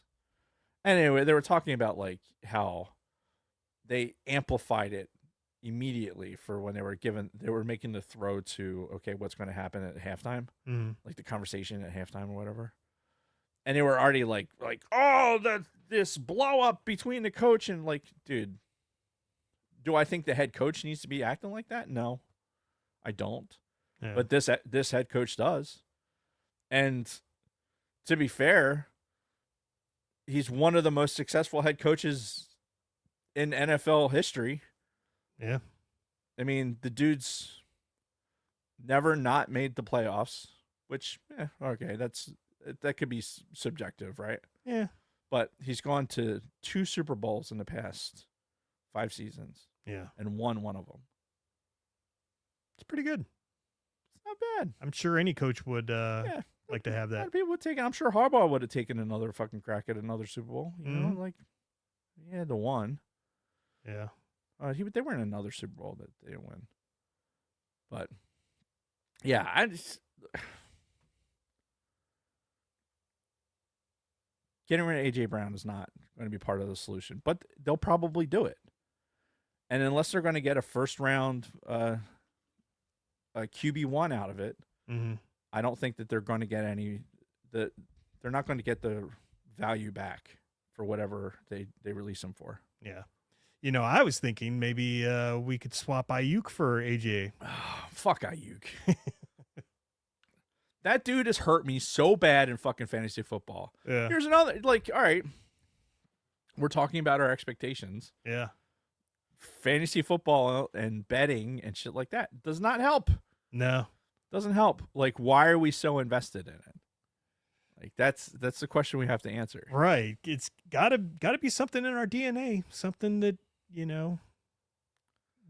humans were doing way back then, be it worshiping the stars or whatever, but everybody had a fandom. So do you think So if it's in our DNA, why do some people not have that? Or does everybody have it and some people just repress it? Like everyone has it for something. Oh, I think everybody's got it for something. I mean, they have to, right? You have to be passionate about something. Yeah. Right? Even my mom, she was passionate about Gone with the Wind. She was a Gone with the Wind fangirl. She had Gone with the Wind books and this whole rack of ornaments and other things, all kinds of memorabilia. Huh. But if they, I guess, do we make a distinction between like an obvious fandom or is it the fandom or is it it's the disappointment when we lose? Right. Well, when they came out with the sequel for that, I don't know if you remember, they did a made-for-TV sequel back in the 90s. No idea. To Gone with the Wind. And, yeah, it was pretty disappointing from what I understand. I had no idea. Yeah. Why would you make a sequel to that? That doesn't make any sense. I don't know. Did they have cash grab? Oh my god! Could you imagine? Did they have like, plantation workers and shit? I didn't watch it, but there's a part of me that's like, oh man, we have to watch it, but I don't want to. I feel like it'd be just awful. Yeah. Have you watched Gone with the Wind? You of obviously course. have. Yeah. Because if your mom's that into it, you have to have seen it. Yeah. I think I've seen it once all the way through. Mm-hmm. Like once. And I was bored to tears. Like just like, oh, I gotta make this end. I think it was in a class actually. I was in a theater arts class. I saw it. Yeah. But do you think? So the question is then, all right, we have regional things with sports, right? Yep. So you grew up as a kid, you got the 49ers. I'm speaking from a Philadelphia perspective, right? Mm-hmm. Everyone knows or thinks they know about the passion of the Philadelphia fan, right? We are kind of bred and brought into it. Mm-hmm. And I'm right in the middle of that. You know, aside from not growing up in fucking on fucking 8th and Arch, not 8th and Arch, fucking anyway, not on Broad Street, right by the stadiums. I mean, I was born down there, but you had people that lived down there and walked to the stadium. Mm-hmm. I'm not one of those people. That'd actually be kind of cool. Yeah, I talked to a buddy of mine who does that. Uh-huh. He said it's not all it's cracked up to be. That sucks. And he's a fan too, but he said it's like. I guess it does bring a lot of shit to your area. Yeah, I think it's the traffic when you're not involved in something, like when Taylor Swift's in town and you can't. Yeah. You're fucking locked in because every swinging dick is floating around and trying to illegally park and everything. Taylor Swift, there's a fandom out there. Fuck yeah. Like, she's got a following like nobody I've seen. Yeah. Why? I don't know. Anyway, so talk about Philly fans. Just in my perspective, people really think they know, like, oh yeah, Philly fans, whatever. Growing up, like, we watched Eagles games on Sundays, right? I had Eagles clothes. You know, there's pictures of me in with my first Howard Carmichael fucking jersey, and you know, I had this really sweet fucking. I found this picture of me. I think I was in like 2nd grade or 1st grade, and I had this V-neck sweater that had the Eagles logo on it. That if I could find that same sweater, I'd buy it today. Would you? Oh yeah, dude. It was fucking, you know, the Eagles green, not the bright Kelly green, but it was like almost like a dark midnight, like a midnight green. With the Eagles logo on it. So sharp. the kid with the bowl haircut and that was wearing it, but the fucking sweater was awesome. So and you had stuff like that, but it wasn't like it wasn't as much a part of every day. Like something that I think, and I was thinking about it for this fucking topic. We didn't like outside of Sunday. Mhm. Unless you were in a bar or something like that, you didn't talk about the game that much. You had to be like with a group if you're on a construction site. Like a lot of the guys, like the longshoremen and construction workers and those guys, they were in groups and they were talking about sports because that's what there was to talk about. Yeah. But in like neighborhoods and shit, like that wasn't normal part. Like you weren't in Wawa's talking, like having those conversations. Like, because the average person wasn't as knowledgeable, right? Sports talk radio wasn't nearly as prolific. Yeah. I mean, it was out there, but it was like 610. Like you're listening to an AM station, and nobody had time to call in because they were at work. Right. Like it was different. Everything was different, and we're just today we're inundated with it to the point where there's not a moment that goes by that you're not, all right, this is what's going to happen with your team. This is what's going to, like, here's all these projections. Here's all these, here's what the line is up to the minute line. Like, I didn't know what fucking betting lines were until I got in the military. I didn't understand how to fucking read a fucking betting line. And we've been to the races, like we've been to Garden State Park and been to other places. Yeah. I don't fucking know. Not until I got older. It just wasn't beating us about the head and neck all the fucking time when we were kids. The fandom was there, but it was on game day. This is what we were doing. Going to the game, tailgating, doing whatever. Like it was vehement. Yeah. Same thing with the Phillies. Same thing with the Flyers in the early 80s. Into the 90s even. Like game day. Boom. That's what it's there. That's what you're talking about. But now you can't get away from it. Right. You can't get away from it. And I think that's part of what is happening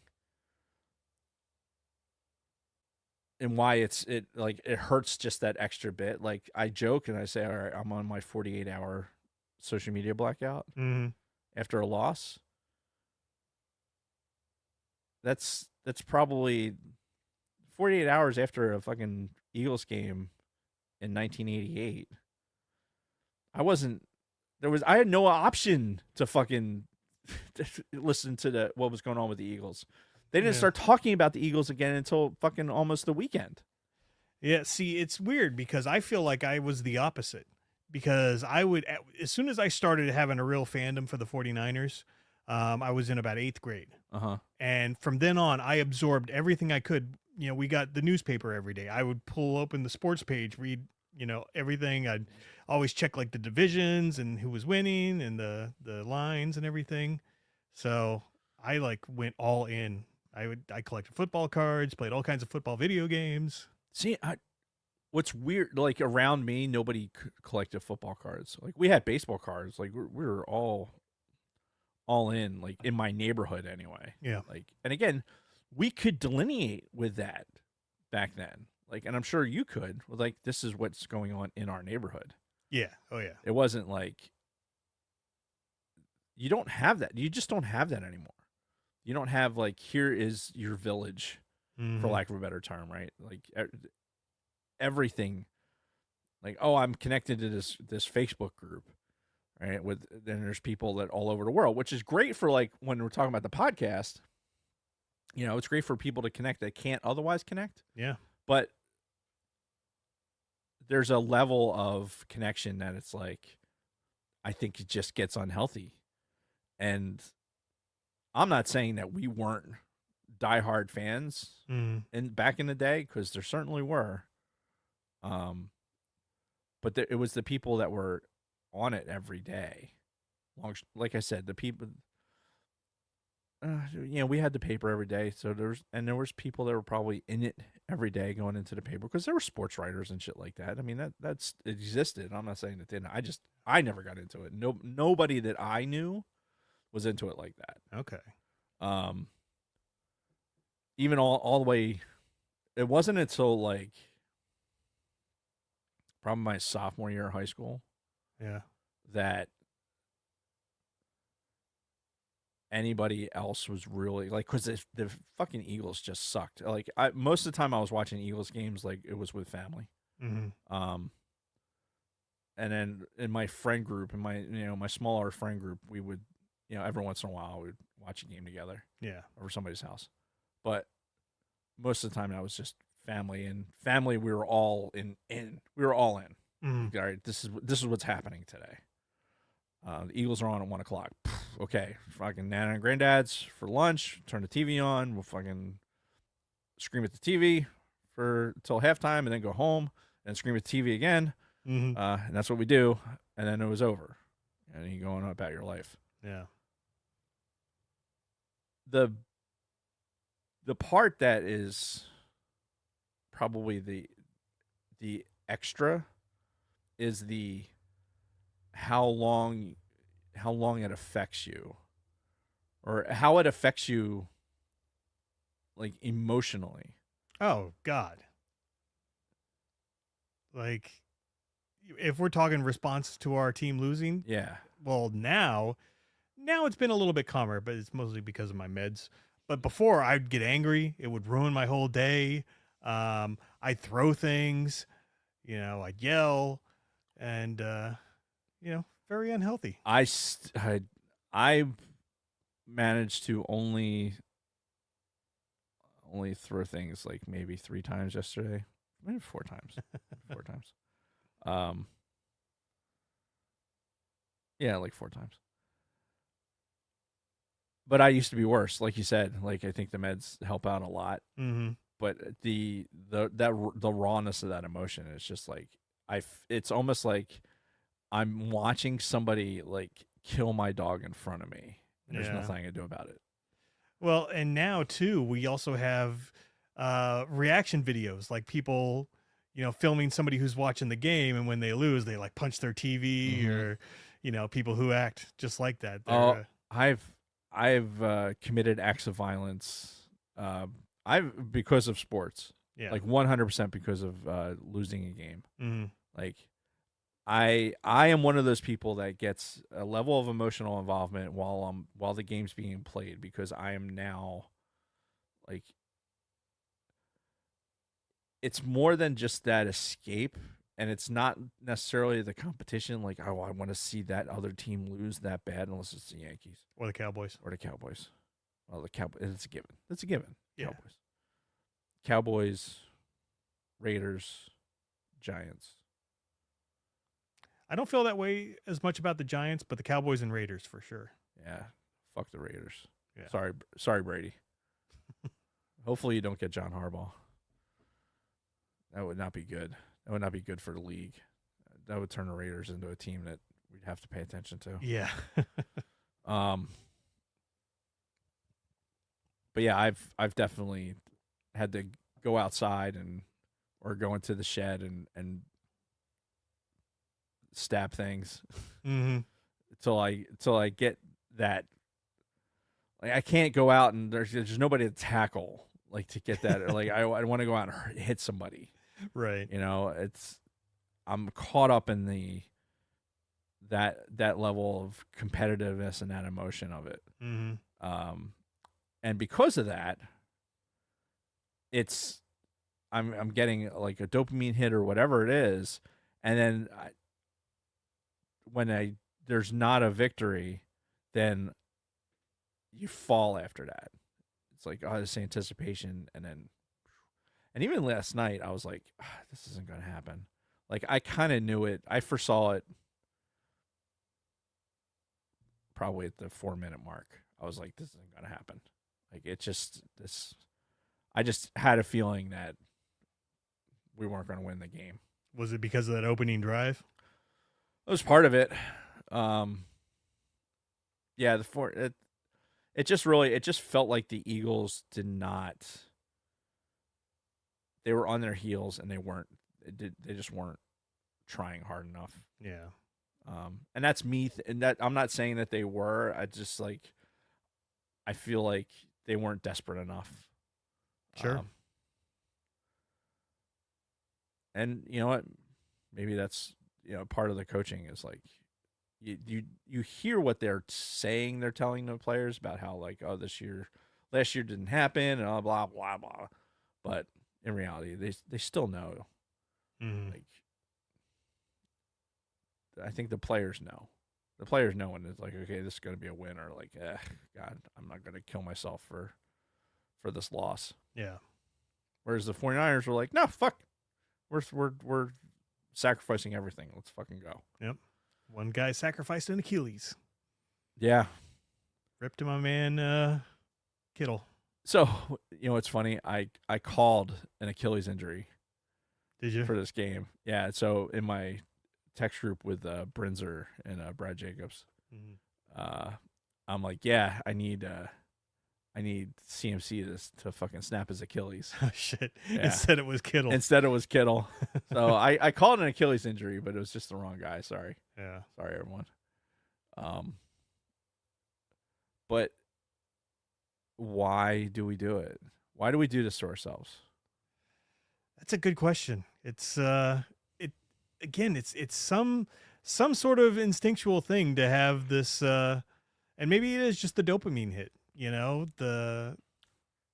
wanting to follow someone who's successful and get that excitement when they win. Do you think it's a tribal thing? It very much could be. It's like, okay, this is part of my tribe, and this is following them as a group to a victory, like, in having that. Yeah. I am a proponent of. There's a lot of like tribal theory. We as humans are such a complicated machine, but at a foundational level, we are very simple. And what I mean by that is our basic programming is only for certain things, right? We're procuring things, sustaining younglings, and making younglings.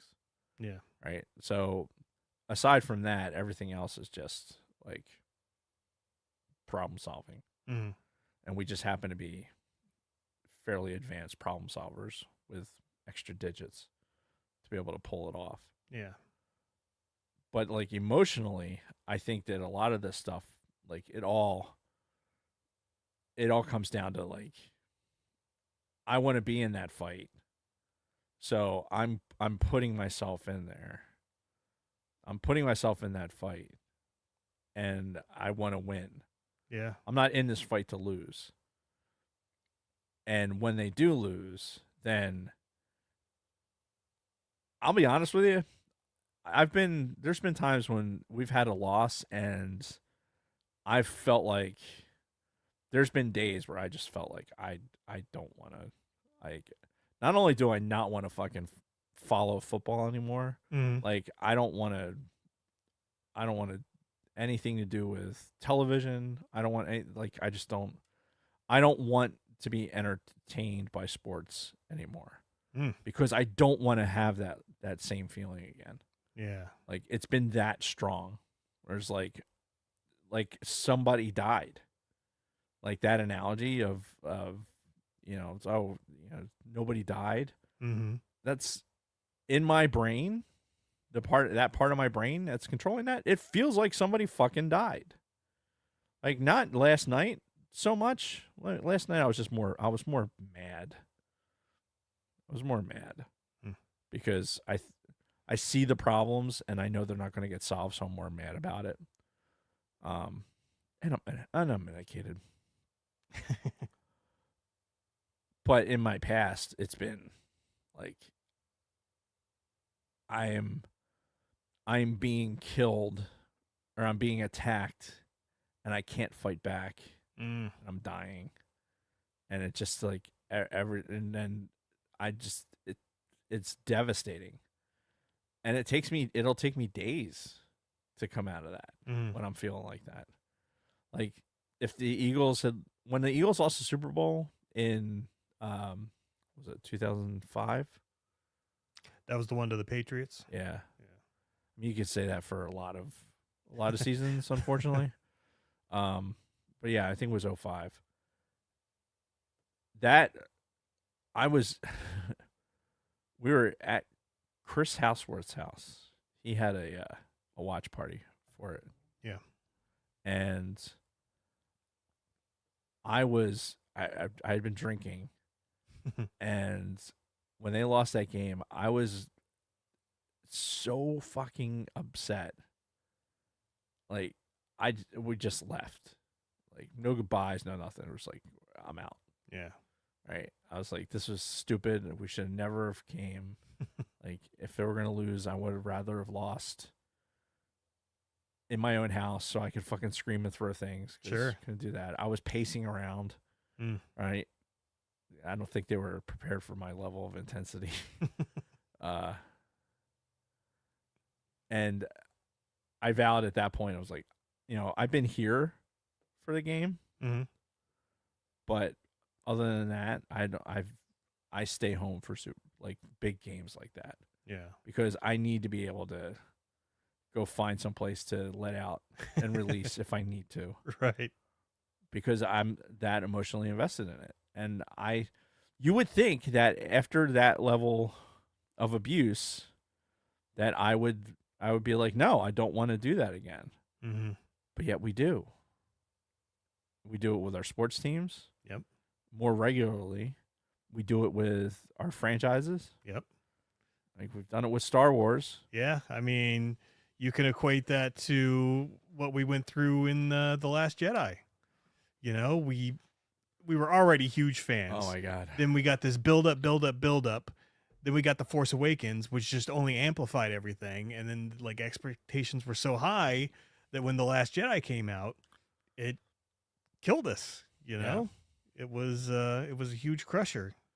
Yeah, it was it's still emotional. Yeah. It's still like when I think about it, and I'm not the only one. I know I'm not the only one, but it's one of those things when you think about it, it's like, how could they do this to us? Yeah. Right. Mm-hmm. Like they've done something to me, like physically, and like my sports team, like all right, they somehow hurt me physically. Right. Taking years off my life for sure, but only because I've allowed it. And 50 years, being 50 years old, that's when I can acknowledge that. Like, yeah, I take this way too seriously, but it doesn't change me from taking it seriously. Like when the Eagles are playing, like, this is it. Like everyone else, go away. Like, I'm not dealing with you or your problems or anything else. Like, this is what I'm doing right now is I'm watching the game. And honestly, it's the only thing that I'm like that with, like from a sports perspective. Yeah. Like because I listen to the Phillies on the radio. It's not that I'm not as into it, but like you were saying, it's different. Yeah, different from football because the individual games have less impact. Right. Now, get to the playoffs and when every game actually means something and put me in that fucking playoff environment. Oh my God. Yeah, it's different. It's way closer to football at that point. I believe that. Especially when you're in the stadium. And that's the other thing. Like I have a much more of a chance to be in the stadium for that type of event than I am in football. True. At football tickets, damn near unattainable for the peasants like us. It's rough because, like I told you before, I went to the Chiefs Giants game up in New York or North New Jersey, and it cost a pretty penny just to get 2 seats to that. Yeah, for a game that probably the stadium probably wasn't half full. No, it was actually pretty full. Full of a lot of there were a lot of Chiefs fans. Chiefs fans, yeah. Yeah. That's why. I'd say the same thing with the Eagles fans. But is it a? Do we do it because do we do it for the escape? That's a big part of it. I mean, I think that's the case for any entertainment, be it video games, sports, fandoms, like Star Wars. You know, we want to be taken out of the real world and everything that's going on there and dive into this world that can bring you joy or heartbreak. Yeah. What's interesting is, as you said that, I'm thinking like that's all of that. What you're saying is valid, Mm-hmm. but even now in my brain, I'm like, nothing else, like sports wise for me, it's not. Nothing else hits like losing a game, like especially in like an Eagles game. Yeah. It's just the highs are so high and the lows are so low that that's the only. It's really the only sport and the only team that I'm like that with, where I can have those highs and those lows. Mm-hmm. Everything else, I have some level of moderation. Some, for what it's worth for me anyway. But it's physical. It's physical with me. Like everything else is like that's none of that affects me physically. Mm. But with football, it does. It's like you're hurting me. Like my fight or flight is legitimately activated while I'm watching a football game. Pretty intense. I'm just a huge bundle of nerves when I watch. I'm always like bracing myself for that interception or that fumble or like every play. Yeah, I'm watching the formations and I'm trying to predict the future every play. Yeah. Like, and it's not good. It's not good for my fucking psyche because if I do predict when something's going to go bad, I don't need that validation, honestly. Sure. But it's kind of what I'm doing. It's like, okay, what's going to happen here? And I'm in that prediction mode. I'm trying to problem solve, and I'm trying to figure out what's going to happen. Yeah. And when there's problems with the play calling or anything else, and I'm like, this is so obvious. Why me, who's a fucking peasant when it comes to the game of football, why am I noticing it and seemingly nobody on that fucking football field is? I wonder if that's the control part of your personality. That's valid insight, I think. Yeah. Because we've discussed it before. You're kind of a control freak. A little bit. Yeah. I have my issues. So because I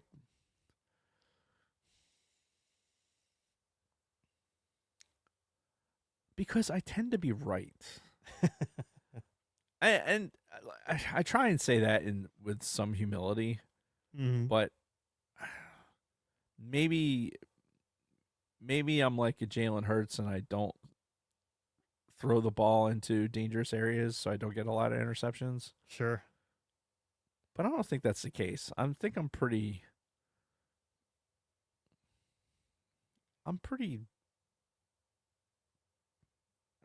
I'm right most of the time. Right. And that doesn't help. It doesn't help any of this.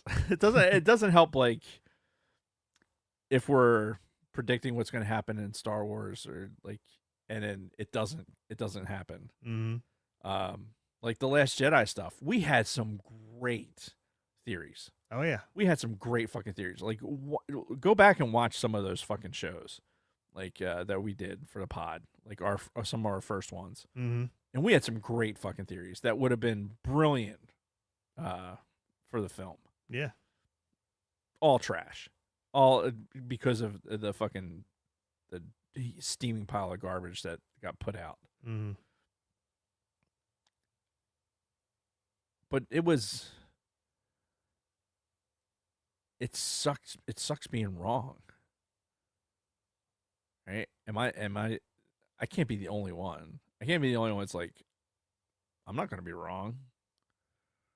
Maybe is that part of it? Is that like It could definitely have something to do with how you react to the games.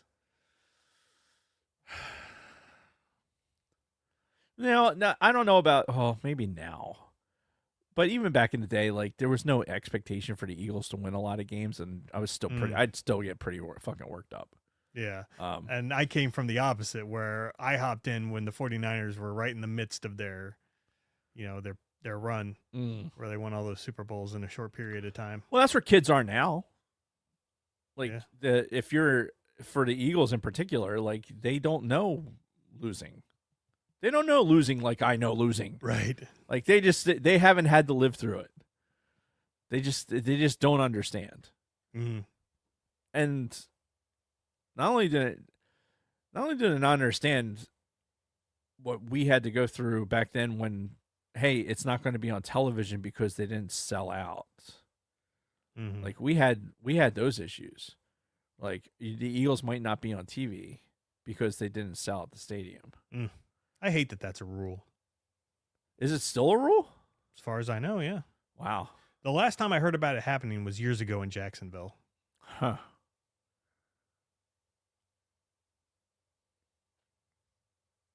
I can't imagine. I can't like now. Like there's no way. Like Eagles games, every ticket's accounted for one way or the other. Sure. But those days at the vet, like you could have walked up to on any given Sunday, you could have walked up and got a ticket to the 700 level. There's no problem at all. Yeah, especially a game that you pretty much knew it was going to get blacked out. Like okay, the weather's nice. We're gonna go. Yeah, we'll go and tailgate a little bit and take these ridiculous fucking tiny grills and stick this hot grill underneath the fucking station wagon. That's where it's. I can't believe, like now looking at it back in it as an adult, like I can't believe we didn't fucking set the car on fire. Just. But that was all part of it. And again, not necessarily an expectation of winning, but you want to see them win. Yeah. Right. At that time we were like the Buddy Ryan days. It's like, all right, we want to see Reggie have a big day. Mm-hmm. I want to see Andre Waters try and put somebody in the fucking hospital. I want to see Eric Allen get an interception. It was like those defense-oriented teams that I was like, oh, yeah, I want to see this. I want to see Randall fucking scramble. I was going to wear a Randall jersey for this, but I forgot to grab it. Talking about those other days and what losing was like. But kids don't know it now. Yeah. And even back in those days, yeah, we were losing, but it wasn't like if we were losing now like we were losing then, it'd be such a big deal. Such a big deal. Like unfathomable what it would be like around here if it was like that today. Like there's so much media, there's so much fucking. There'd be 15 podcasts that all they were doing was dedicated to talking about how bad the Eagles suck. Like I'm telling you, like it would be fucking horrific if we could replay the 80s, late 80s, early 90s and go back to that. Just constantly losing. It'll God. They talk about moving the team again. Which they did, by the way. Did you know that? No. That was a thing. It was in the 80s. There was a whole thing about moving it. They were going to move the team, and they ended up. It was like this last minute campaign that they did to the owner It was before. This was before Jeffrey Lurie, Mm-hmm. and they did this big campaign, and it was like, okay, the owner decided he was going to make an investment, and I think it's when they went from the AstroTurf and they put in the next turf. I Mm-hmm. think it was around that same time. Could be wrong. I was young then. This was a long time ago. Yeah. Like those days were. It was a minute ago. Sidebar. Hmm. I went down a rabbit hole yesterday. Okay. I've talked a lot today, so feel free to fucking push me off the sledge. Sure. But so you know that the aircraft carrier that was in the Navy Yard? Yeah. So Brinzer last night busting my balls like he does. With the Eagles loss, he fucking posts a picture that I sent him when I was standing outside, like because it was like this time last year Mm-hmm. that they were towing the carrier out, and I was on the banks of the Delaware freezing my fucking tits off, Mm-hmm. and I don't know, we were going back and forth, and I sent him a picture, like a selfie of me cold, and I had my Eagles fucking hat on with just a look on my face. So he posts it, and you can make shit the background of hang on.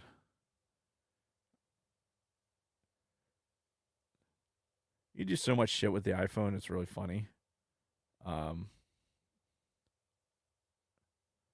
Except for find shit when you want to find it. Mm-hmm. That's that's standard. I hate when I'm swiping through my apps and I can't find one and I have to go to search and like search the app name. yeah, Like, oh, it was right there. there it is. Oh, Jesus Christ. Yeah, so that's the background is me making this face. That's what he changes the background to. I'm like, I'm making this face. This is what Chuck decides he's gonna change. He's changing it to. Right. Freezing my ass off, waiting for the Kennedy to go by In your Phillies hat or in my Eagles hat. Eagles hat, and so he thought that would be funny to put in there. Yeah. But it's payback because his again, deeper into the sidebar, but his daughter's going to Florida, University of Florida. Nice. And he's obviously he's a Buckeye, right? He grew up in Columbus. Yeah. And the fact that his daughter is going to Florida to be a Gator, and Brad Jacobs went to Florida. So Brad's been like egging him on, and so I've piled on. I changed the group name to Go Gators. Like I've been, dude, it's been fantastic. It's like, God, man, you got to support your daughter. Like I don't, you can't be a shithead about it. You got to support your kid going to school. Anyway, something I wanted to ask you about. Do you have any superstitions when it comes to watching the games? Because I can tell you I do. well, let's hear yours because I've talked a lot already. All right. There's one thing I don't really want to speak of, but I have some where I've got to I've got to stand when the offense is on the field, and I got to sit down or lay down when the defense is on the field. Wow. Okay. I had to stop wearing jerseys to work on Thursdays because every Thursday is kind of like casual day, and during the football season you can wear football stuff. And I wore Niners jerseys before 2 losses, and I'm like, never doing that again. Yep. Never wearing a jersey to work again on Thursdays. And it's been working for the most part. Yeah, I feel that. I feel that one. And just a bunch of other little things. The jersey one is I wouldn't willing to bet that one's kind of more universal than you think. Mm-hmm.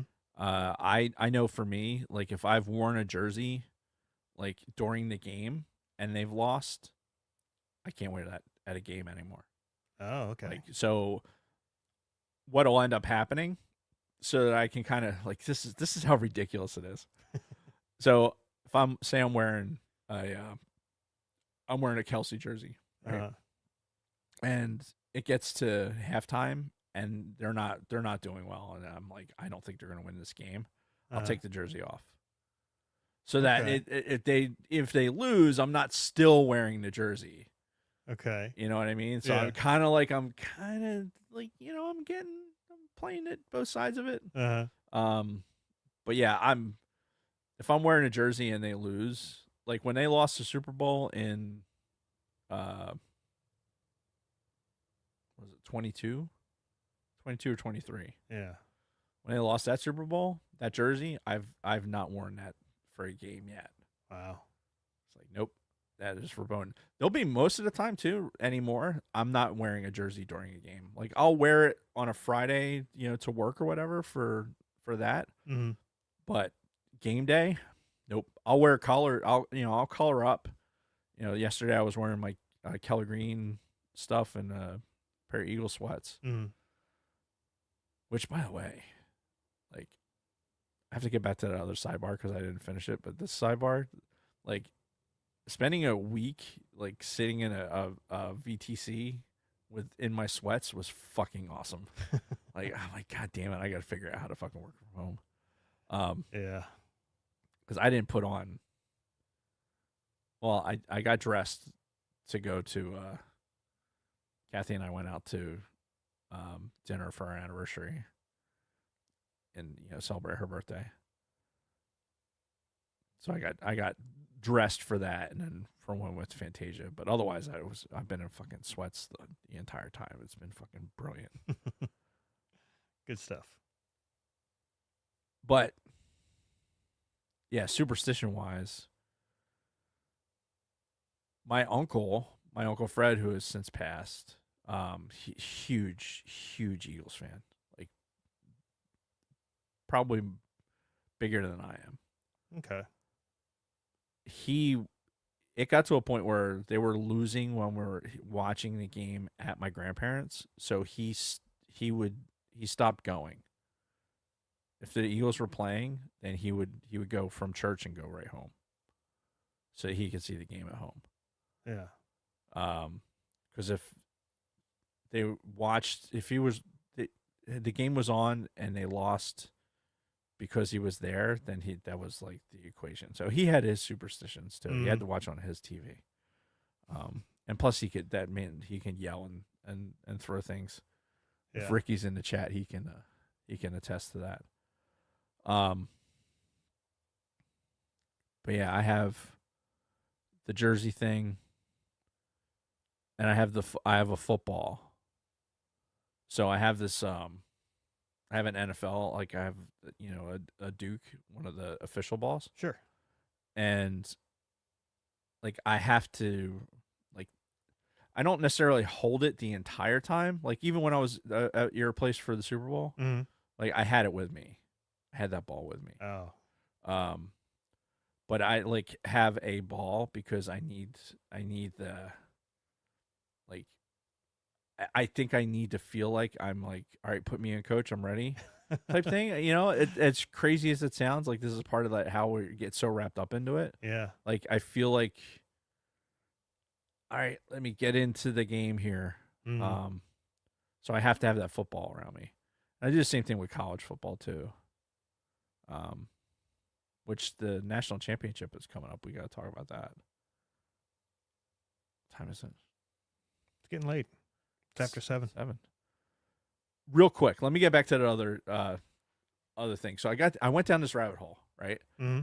And so he sent me the picture, and it was the day that the Kennedy went by. I'm like, oh, I wonder where that is right now, like because they took it down to Brownsville, Texas, and in Brownsville they have this company that takes apart ships. So I'm like, oh, let me go to Google Earth, and I'm just gonna look to see what the satellite has. Mm-hmm. So the Kennedy wasn't there, but there was another aircraft carrier like in a state of disassembly. Mm-hmm. And so I'm like, oh, that's interesting. So then I started going back a few years to see like which aircraft carriers were in and out of there, because there's only a couple of places where they could be to get taken apart because they're so big. Yeah. So like I'm going back through Google Earth and watching like aircraft carriers like go through like their basically it's almost like they're they're rotting like a corpse. Mm. And it was fascinating.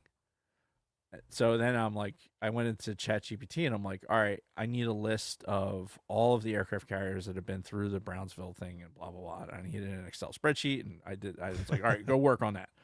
Because I need, like, by the time they get down there, most of the time they strip the numbers off of them. Mm. And I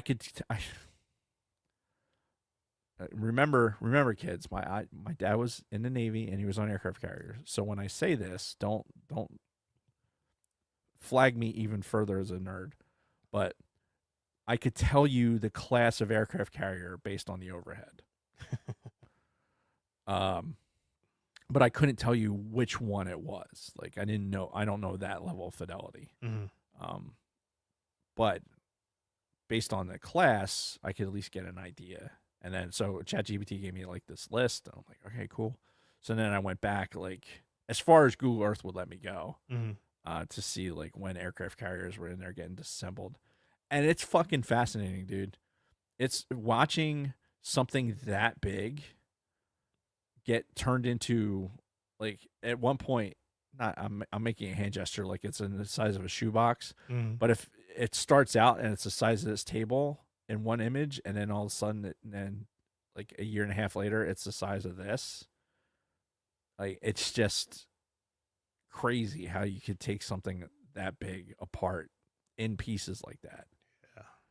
God, imagine how many man hours that would take. I don't know, but they seem to do it fucking pretty goddamn quick. Yeah. Like I'm impressed. I'm not even gonna say that out loud. I don't want to say that out loud. Again, superstition. It's like that cosmic karma. Somebody's gonna snap an Achilles. I'm lucky by saying that about one of the 49ers players. That didn't happen to one of the fucking Eagles. Right. So that's usually what happens. Like, oh, we're gonna talk about somebody getting injured. Like, I'm gonna talk shit, and then one of my fucking players is gonna get injured. Yeah. Because that's how it works. Anyway, yeah, I went down this rabbit hole. Dude, it was like 1 a.m. when I was like finally at a point where like I'm falling asleep, and I need to stop looking at overheads of aircraft carriers. I'm gonna go to bed now. The energy of the fucking game had worn off to the point where, like, all right, I can go to bed now. That's good. It was distracting enough. Mm-hmm. But go to Google Earth and fucking look at shit like that. Like the Port of Brownsville is fucking fascinating. Like, I had never been. My dad has been there. Yeah. Right. And it's a lasting memory for me with my father because he brought me back a cowboy hat. Like he was on detail down there for I don't know, for a few weeks or something. Yeah. And when he came back, I had this black cowboy hat that he got for me, and I had that for a long time. I don't know whatever happened to it when I moved out, but yeah, I had this black cowboy hat that he got. And apparently, when he was down there, he ate some bad squid and had like the worst dysentery like ever. Oof. Like, oh yeah, I heard about that later. So yeah, Brownsville to me was like, oh, I got the cowboy hat, but always equated it for him as being like the worst time ever because he was so sick. That being said, I look at the port. It's, think of Texas, and it's way in the south tippy tip of Texas. Mm. But the port itself is like this. It's like this cut, like this straight line that goes in from the Gulf of Mexico, and it comes in straight like this for a while. It has a couple of cutouts for where like boats go, but it's just like this long ass cut. I'm like, damn. You think of a port, you think of it like being on the river and then being right there, and no, it's almost like they made the Panama Canal fucking going into the middle of, not even the middle, but into this town in Texas. Wow. Like, all right, and it's there. There must be some natural element to it because it's there for, a lot of the old Google Earth pictures. Mm-hmm. But yeah, fucking fascinating shit, man. Yeah. What's that have to do with the discussion? With fandoms? Absolutely nothing. So why don't we get back to that for just a couple of minutes before we close this out? Yeah, let's do that. Some of the things that we do for our fandoms. Money. We spend a lot of money. we spend a lot of money on our fandoms. I know you guys see the Black Series, the Sacred Pop, sports memorabilia. You know, I can't tell you how much money that we've spent on this kind of stuff over the past few years. Yeah, I mean, it's again we're the beneficiaries of having disposable income and access to things that we never had before. Mm-hmm. But also remember when we were kids, there wasn't as much shit. No. Like, there was like you had, all right, here's your jersey options, right? If you could afford one. Mm-hmm. Like, And I never could, so I never had a jersey, just like t-shirts and a jacket. I had that Howard Carmichael jersey as a kid, and then I didn't have another jersey. I had this I had a Penn State jersey that I had. It was in high school. In fact, I was wearing it the New Year's that I met Kathy. Mhm. Like if you look at the pictures of like that night, like I'm wearing this beat up ass Penn State jersey. Number 14. Who was number 14 at that time?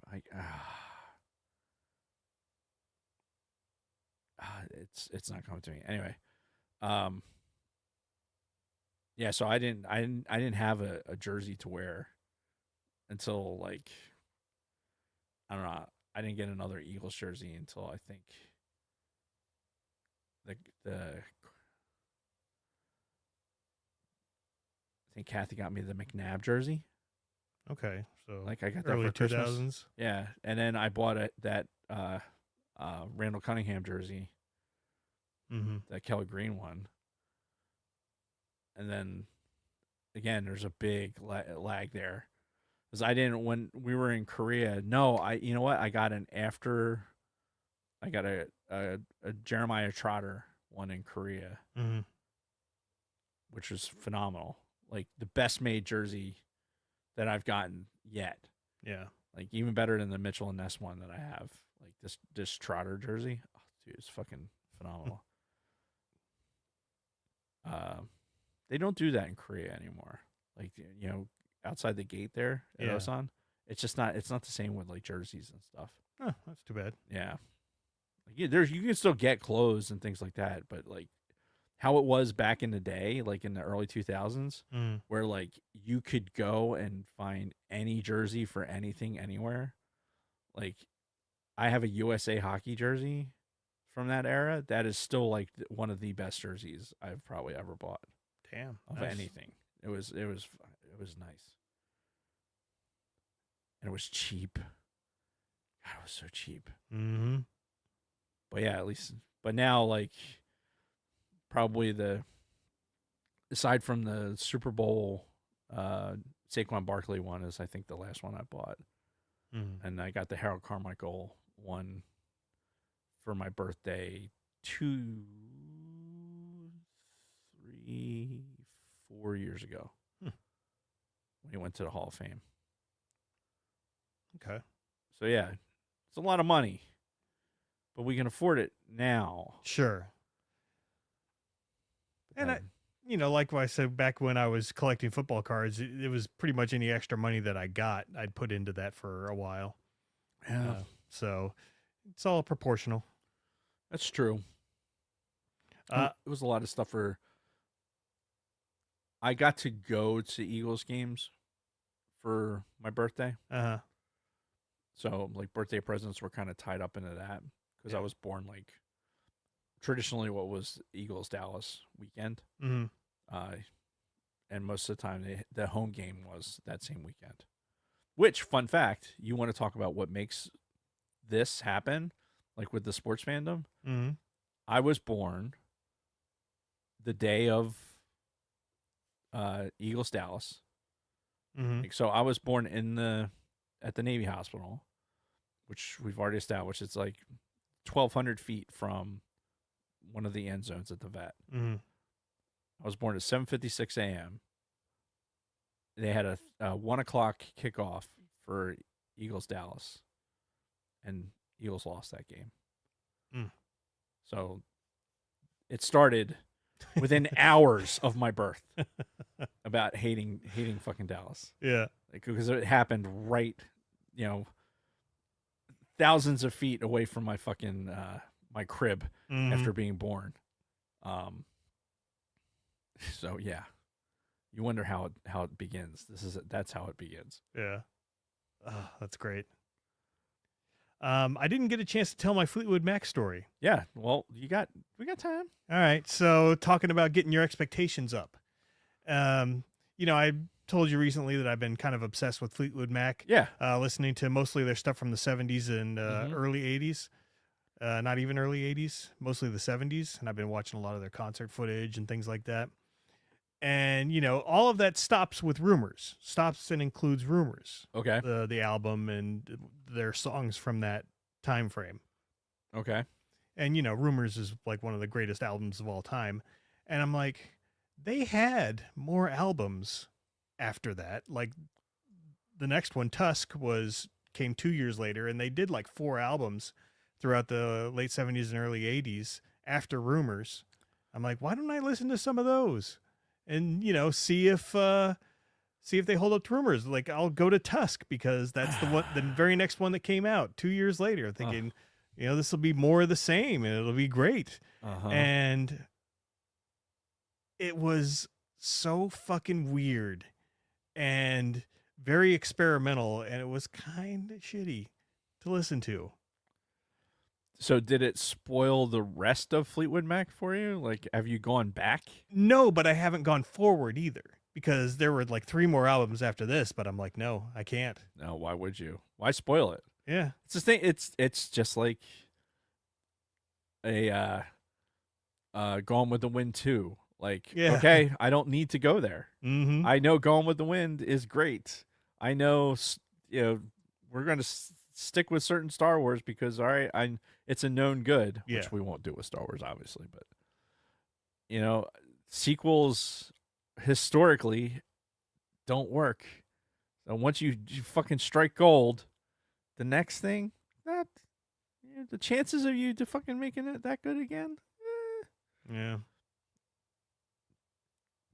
So that was trying to think for musically though on those same lines.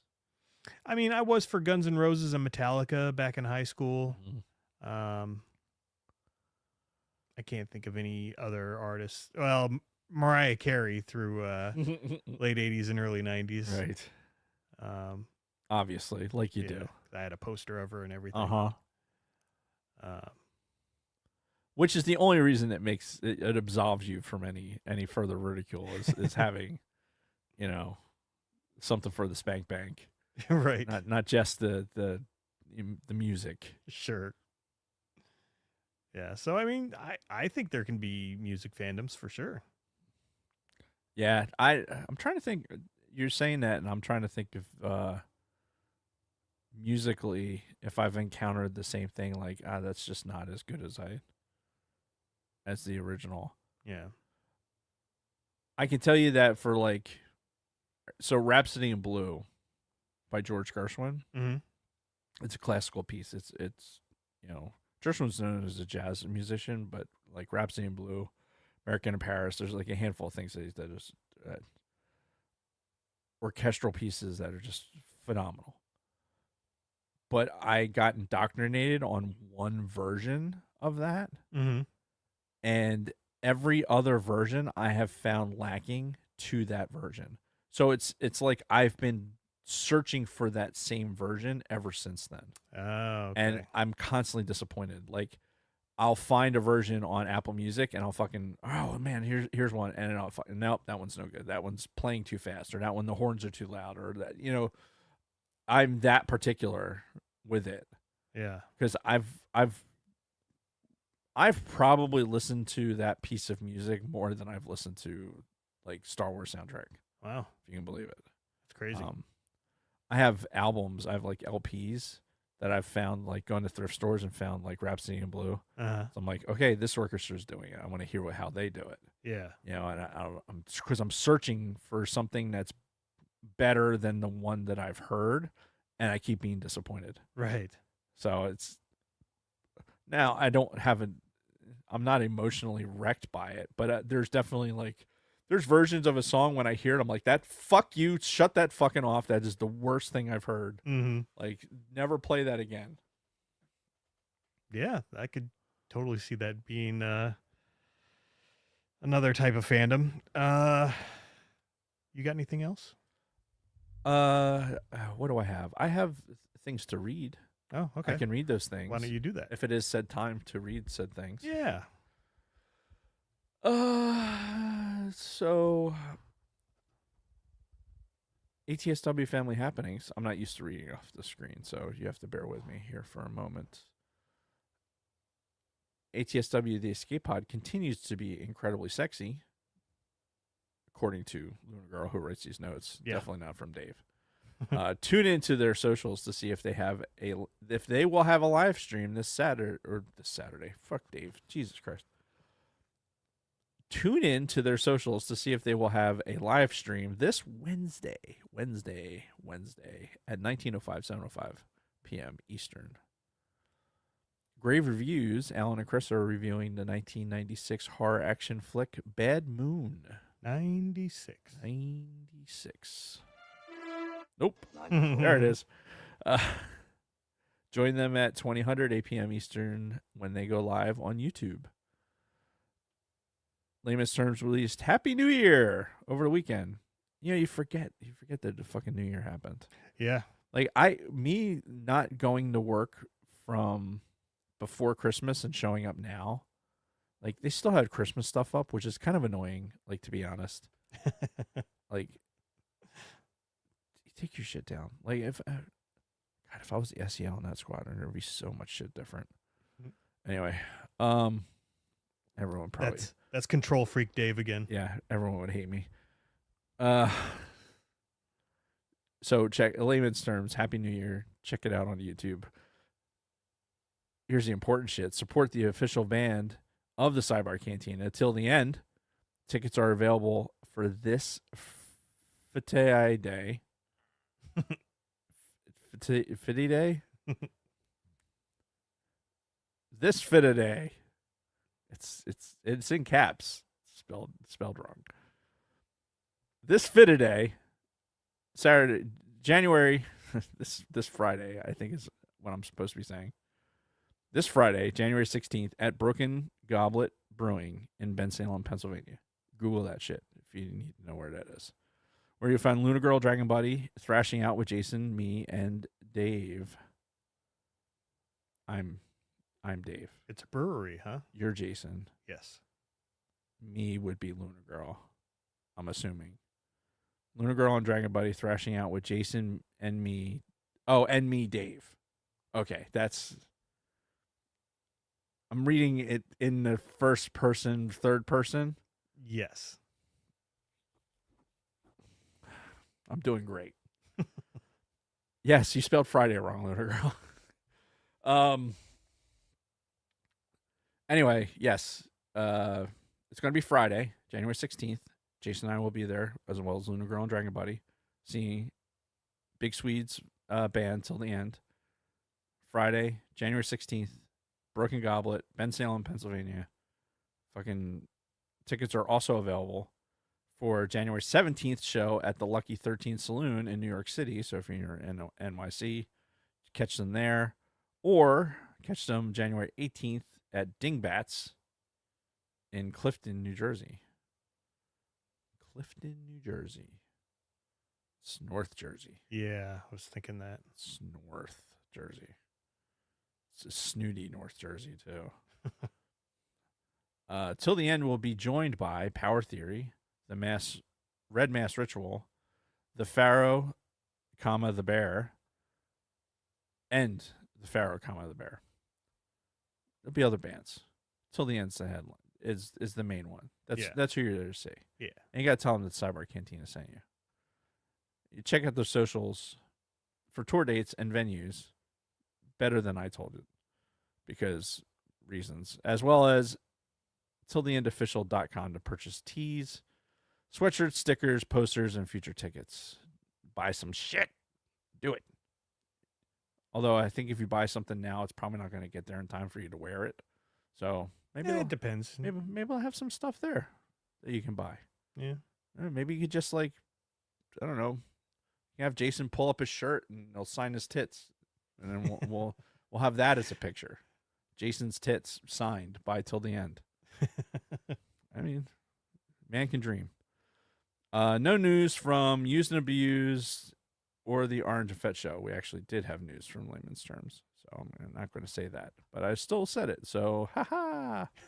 You can find us at bio.link/cybercantina, where you can find our links to Patreon, YouTube, our audio podcast on Apple, Audible, and Spotify, and social media platforms including X, Instagram, Facebook, Twitter, Twitch, TikTok, and Discord.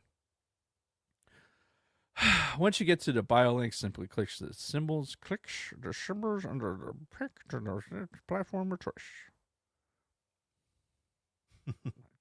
It broke. It's broken. I don't know what to do. You can also find all our past Spotify mixtape playlists. Also on our bio link is TeePublic merch shop, which I have a design to put up there. The one you showed me or something else? Yes, the one I showed you, which I was supposed to debut tonight, and I forgot. Save it for next week. So I'm saving it for next week. However, you can choose from 7, potentially more, designs on everything from t-shirts and hoodies to tote bags and phone cases and exclusive stickers and pins, wall art, magnets, notebooks, laptop cases, pillows. It's just lowercase now. Just about anything you can imagine. Nothing says loving like a naked Jason chick on a pillow. Go to bio.link/the-sidebar-cantina and click merch. And I'm the worst.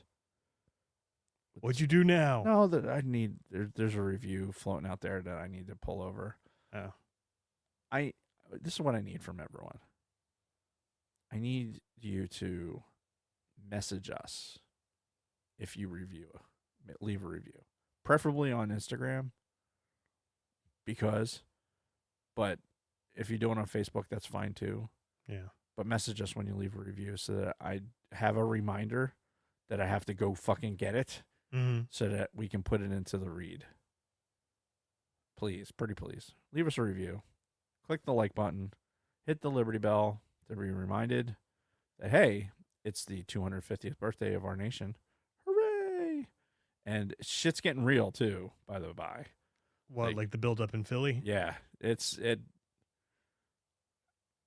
to be it's huge. It's going to be the biggest celebration ever. Are they going to clear out the homeless? I'm going to say probably not. Mm.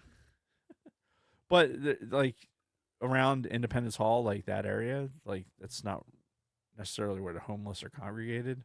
Yeah. They keep that area pretty clean. Now, the ramps going to and from there, like on the Vine Street Expressway and like up going out towards Rittenhouse and everything else, like that's, there's plenty of them there. Yeah. But I think Independence Hall and that area, that whole old city area, is probably going to be pretty cleaned out. Mm. So yeah, ding that bell and subscribe and do all the things. And I'm done. Okay. It's broke. It's at the end of the 16 millimeter, like when you, that's what's happening right now in my brain. Fair enough. All right, then we will end this here. We don't have a topic for next week. Dave and I will have to talk about that. And until next time, Dave and everybody else, may the force be with you. May the force be with you.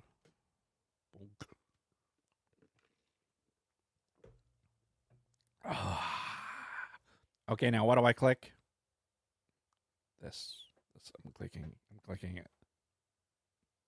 There. Oh, I was supposed to do that, wasn't I? I don't. Were you? Don't I normally do it? Yeah, usually. I think. Thank you, Kelly. What are we thanking her for? because she told us it was a great show. Oh, thanks. Thank you, Chris. You're awesome as well. I'm awesome. No, I'm not, dude. Don't lie. I'm awesome. Yes, allow this card to connect to the Mac. I hope it recognizes the files. So, any thoughts about next week? I want to. We've really got to sit down and like hash out like a month or two's worth of We do. topics, so we can better prepare. Hey, why are you mad at me, Who? Chris? Oh. Oh, Chris is an Eagles fan. Oh, so this right here Right. is what's bothering you. Yeah. Too bad. Chris, I told him I wasn't gonna hurt him today. I've been good. I haven't been gloating or anything. It's fine, and I haven't been. It's not. It's fine. Everything's fine.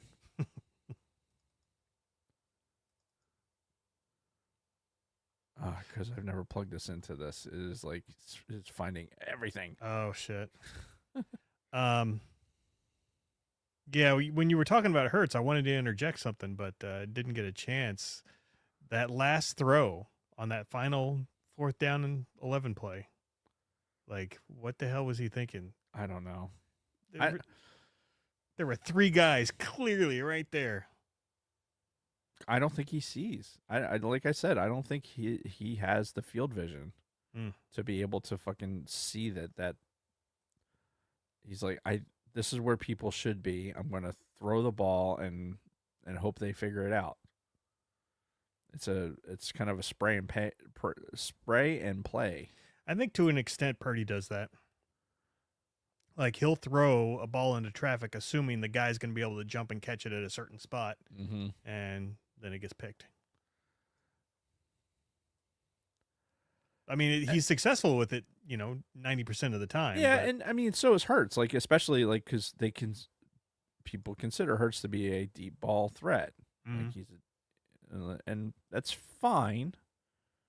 You can consider him that. However, I will challenge that by saying, watch him actually throw the fucking football, and you tell me. Does the eyes close and praying? What is he looking at? Yeah. Is he actually looking at the fucking receiver? Is he like, okay, I'm gonna throw it to this spot and and just fucking heaving it, which is, I'm telling you, watch the film. Yeah. And like I said, I'm not saying he can't throw a football. He obviously can. I'm not saying that he's a bad football player. He's probably slightly better than average.